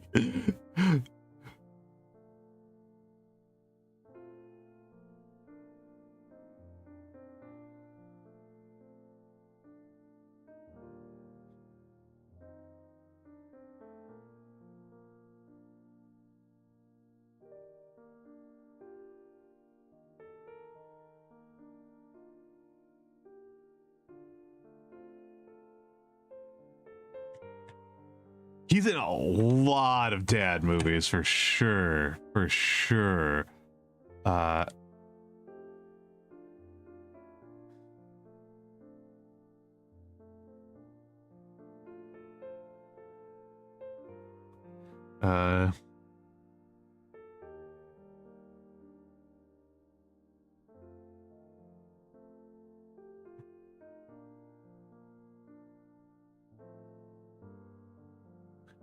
King of the Dad films. Yeah, King of the Dad films over here in Hunt for the Red October. And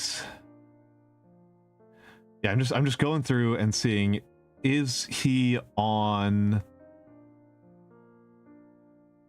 Oh, yeah, he's on the front on Grim Prairie Tales.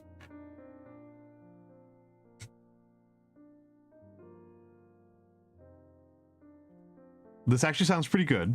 I don't know if it is good, but it sounds fun.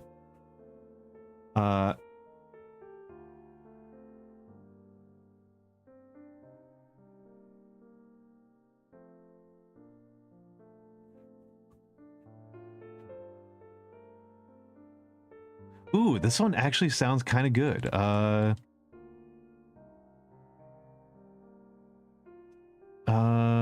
Yeah, let's...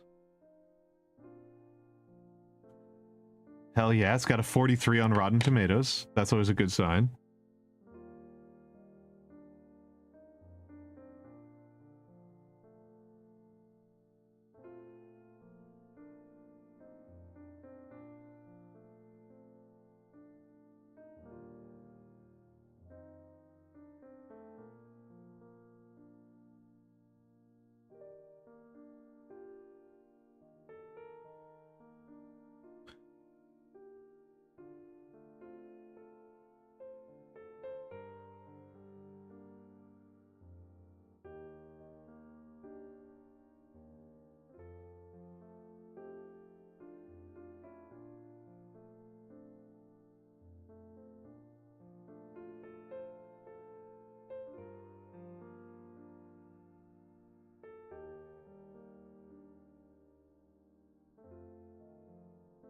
Yeah, because he is father. Yeah, yeah, exactly, exactly. Yep, exactly.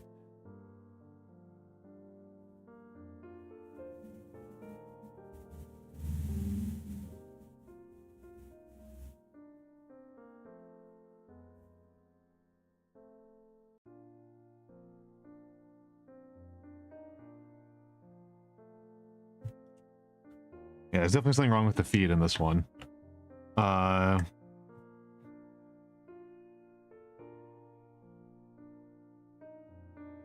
So this one was apparently a UK cult classic.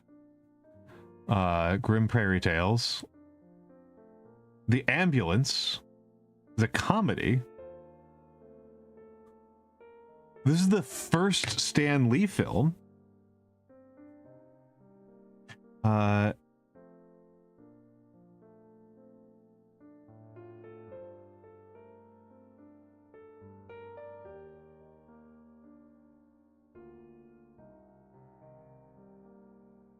This one sounds less fun, but I'm gonna write it down anyway.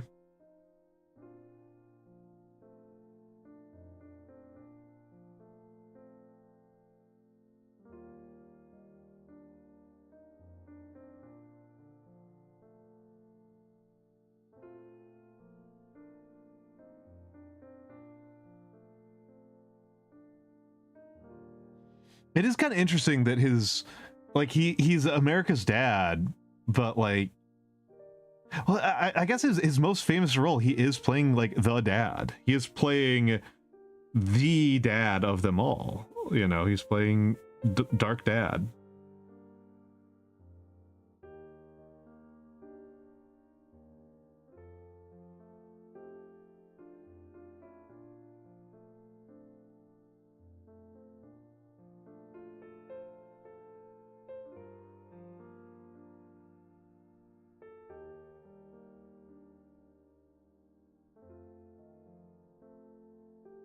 Hello, Yep.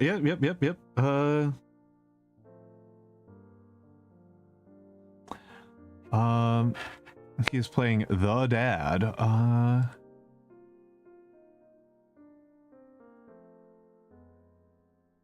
Mathawan.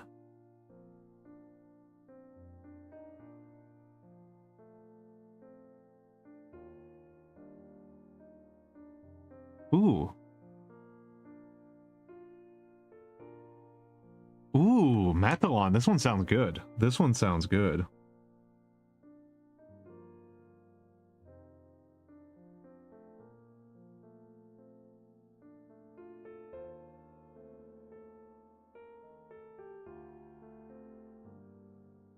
This might be the ticket.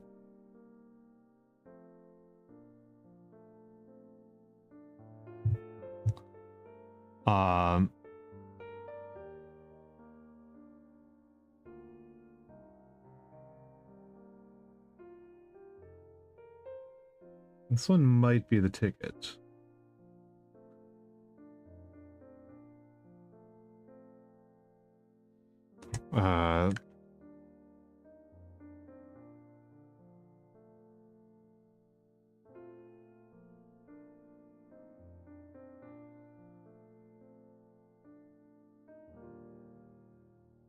Okay, so that one's looking enticing to me.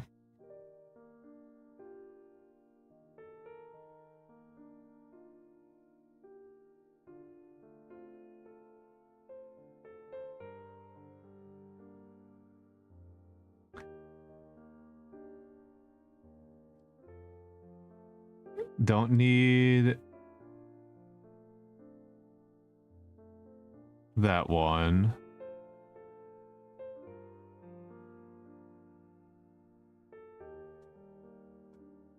Whoa. He was in Jennifer Lopez's first movie.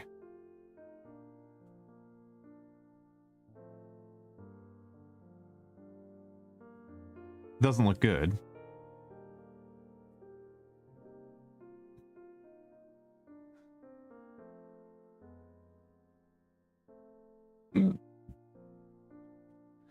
City Limits is kind of tempting, but I'm not super into that.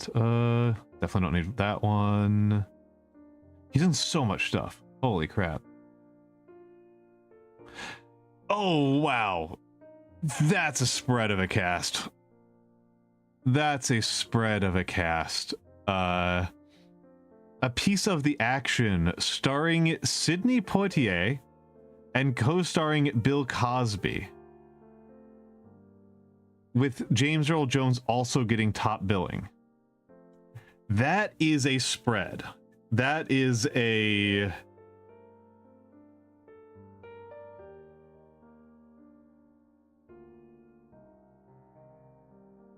Sorry, that's a spread. Not sure I want to watch a heartwarming Bill Cosby film.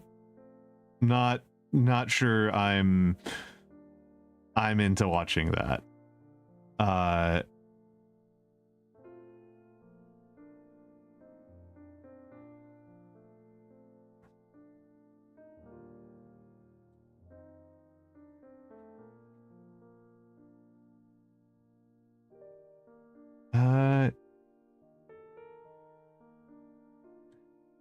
Who's this guy? Krishna Shah.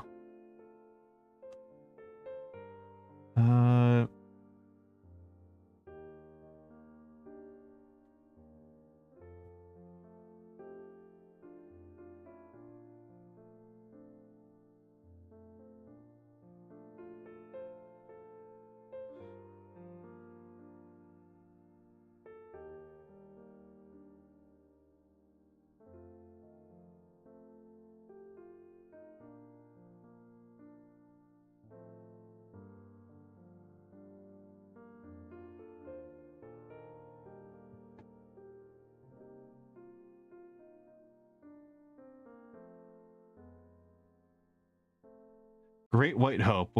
I'm gonna put that in the consideration, but I don't think it's gonna win.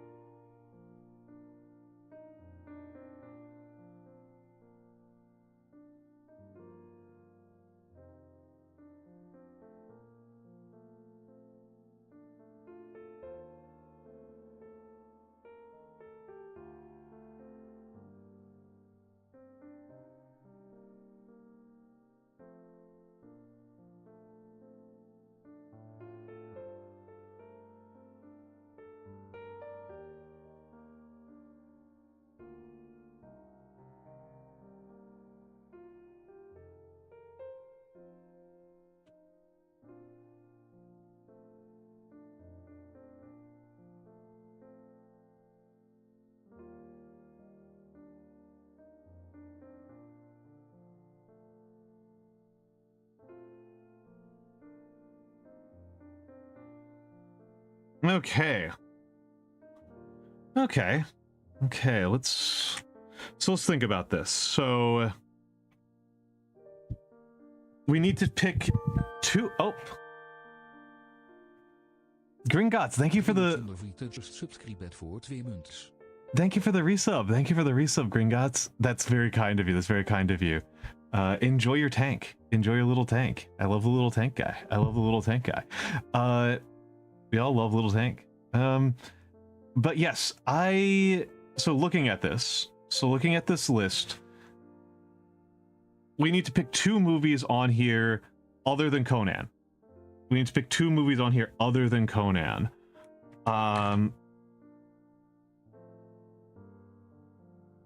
Scorchers actually sounds rad as hell to me. Star Wars is a real possibility. Partially just because like it's very unlikely for me to watch Star Wars under other circumstances, if I'm being completely honest. Hunt for the Red October. I might put it to vote on the server. I might put it to vote on the server. But yeah, this is kind of where I'm at.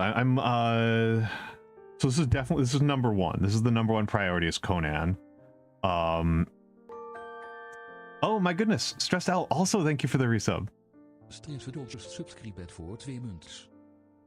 Oh my goodness, that's so kind of you. That's so kind of you. Thank you for taking advantage of September and subscribing to me.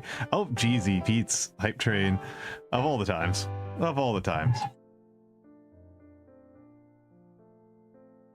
Getting jump scared by my own sound alerts. But yes, so Conan's a definite yes. I'm gonna say no on Doctor Strangelove just because it's such a bit part. Leaning against some of these other ones where he's got pretty bit parts. Definitely don't want to do Alan Quartermain. I am not in a serious enough mood for that. Coming to America is a possibility. I do like Eddie Murphy a lot. Not super...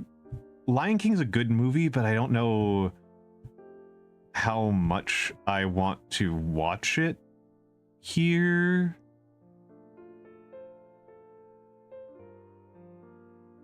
Scorchers and Hunt for the October actually sound pretty sick.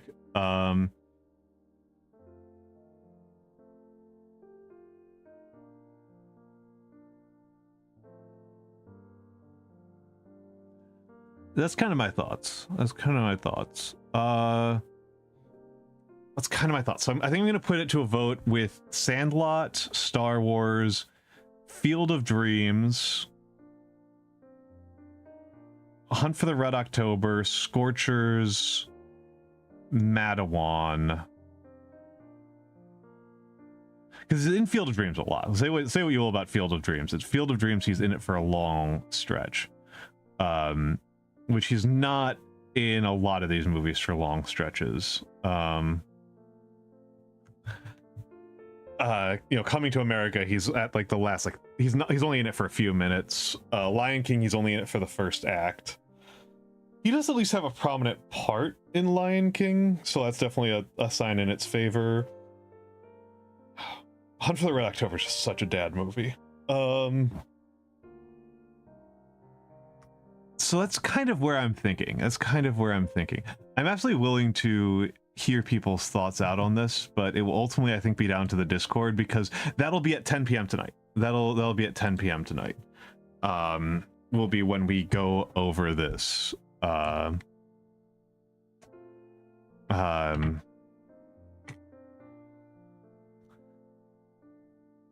So I might end up watching Scorchers regardless. I might just wind up watching Scorchers regardless of what happens. Like even like if we don't watch it tonight, I might watch it on my own. So that's definitely something to think about. And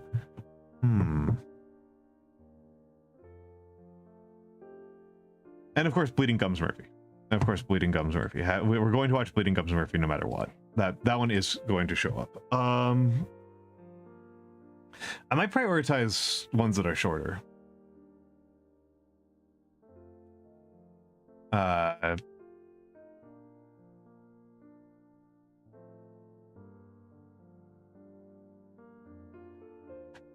it's not. Huh.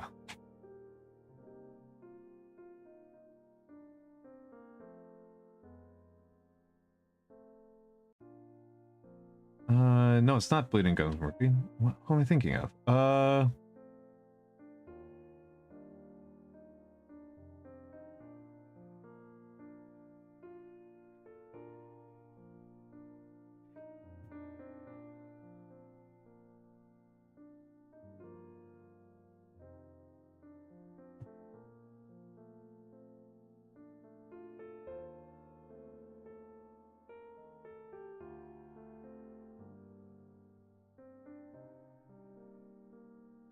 He does play Maggie Simpson.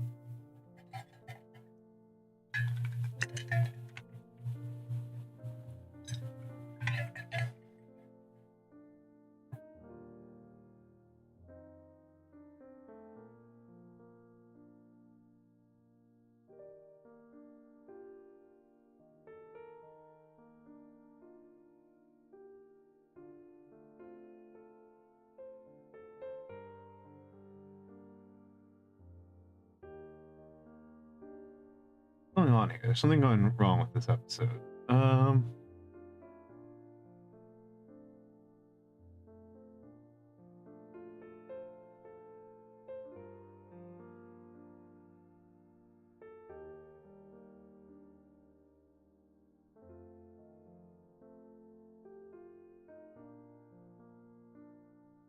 Okay, I'm looking at this thing and I was wrong. They just have Ron Taylor just do an impersonation of James Earl Jones. James Earl Jones isn't in this episode. That's weird. That's weird. That is weird.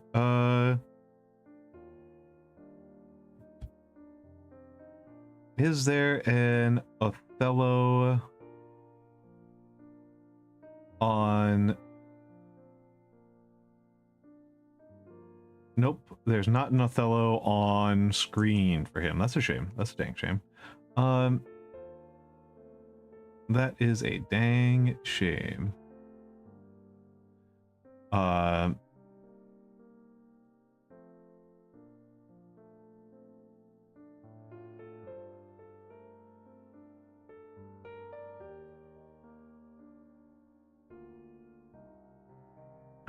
interesting. Interesting. Good call.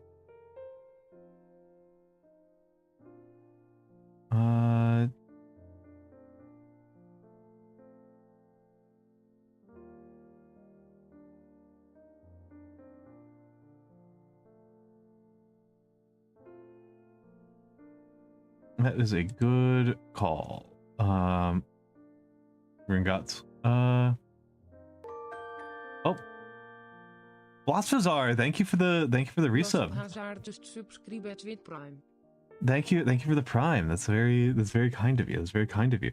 I'm just trying to think of what we should be watching tonight. What we should be watching tonight.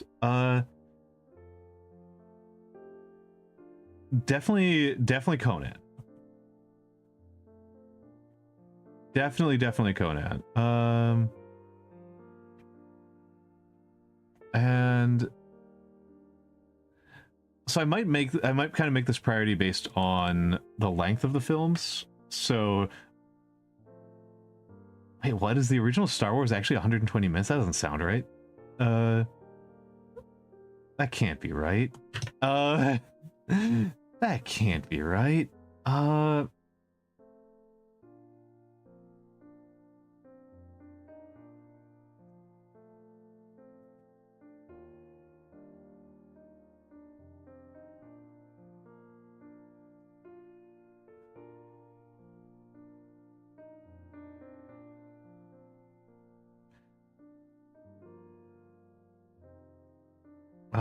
That can't be right. That's going to drive me insane.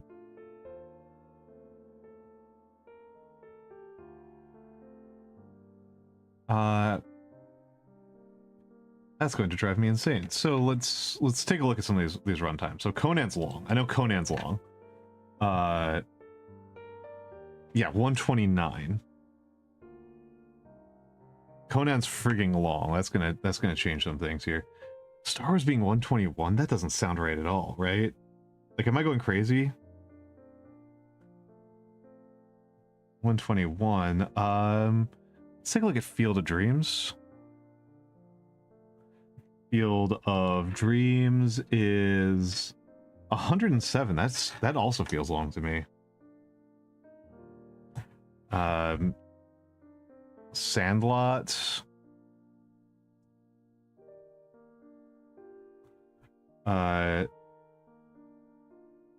Sandlot's 102. Tight 90 bros. We are losing here. We are losing here. Might end up going for Lion King just because it might be. Lion King isn't short, is it? Lion King's 88.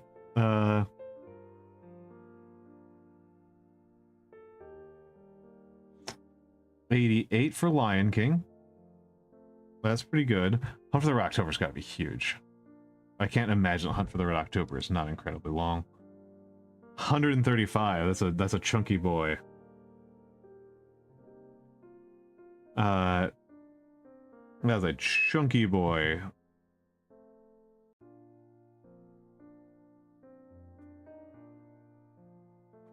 Scorchers actually sounded really fun. And it's only 88 minutes. Scorchers is moving up in the world here. Scorchers is moving up in the world. Field of Dreams isn't too bad on this list. Field of Dreams isn't too bad on this list. Yeah, Scorchers is the second shortest one. That's remarkable.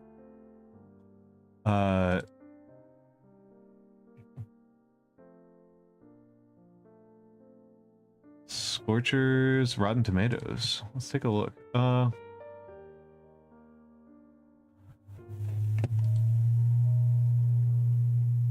68. That's pretty bad. That is pretty bad. It does have Jennifer Tilly, who I like. It does have Jennifer Tilly, who I like quite a bit. All right, so I have kind of. This seems like a good place to me to call it for the night. So let me just. If somebody's got a person they would like to raid, let me know. Otherwise, I will find somebody. Twitch.tv.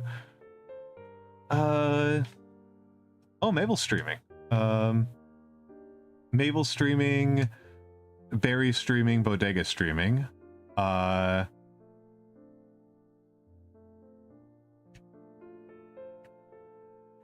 I don't know who that is. I do not know who that is. Apollo's streaming.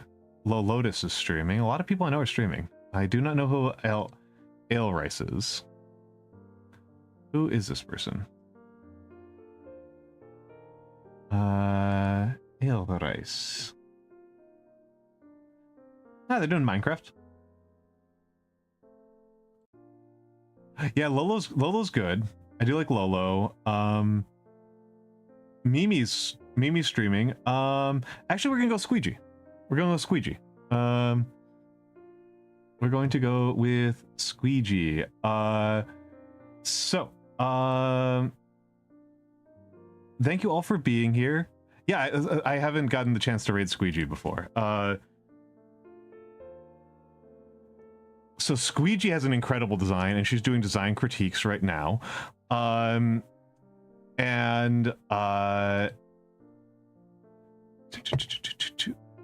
So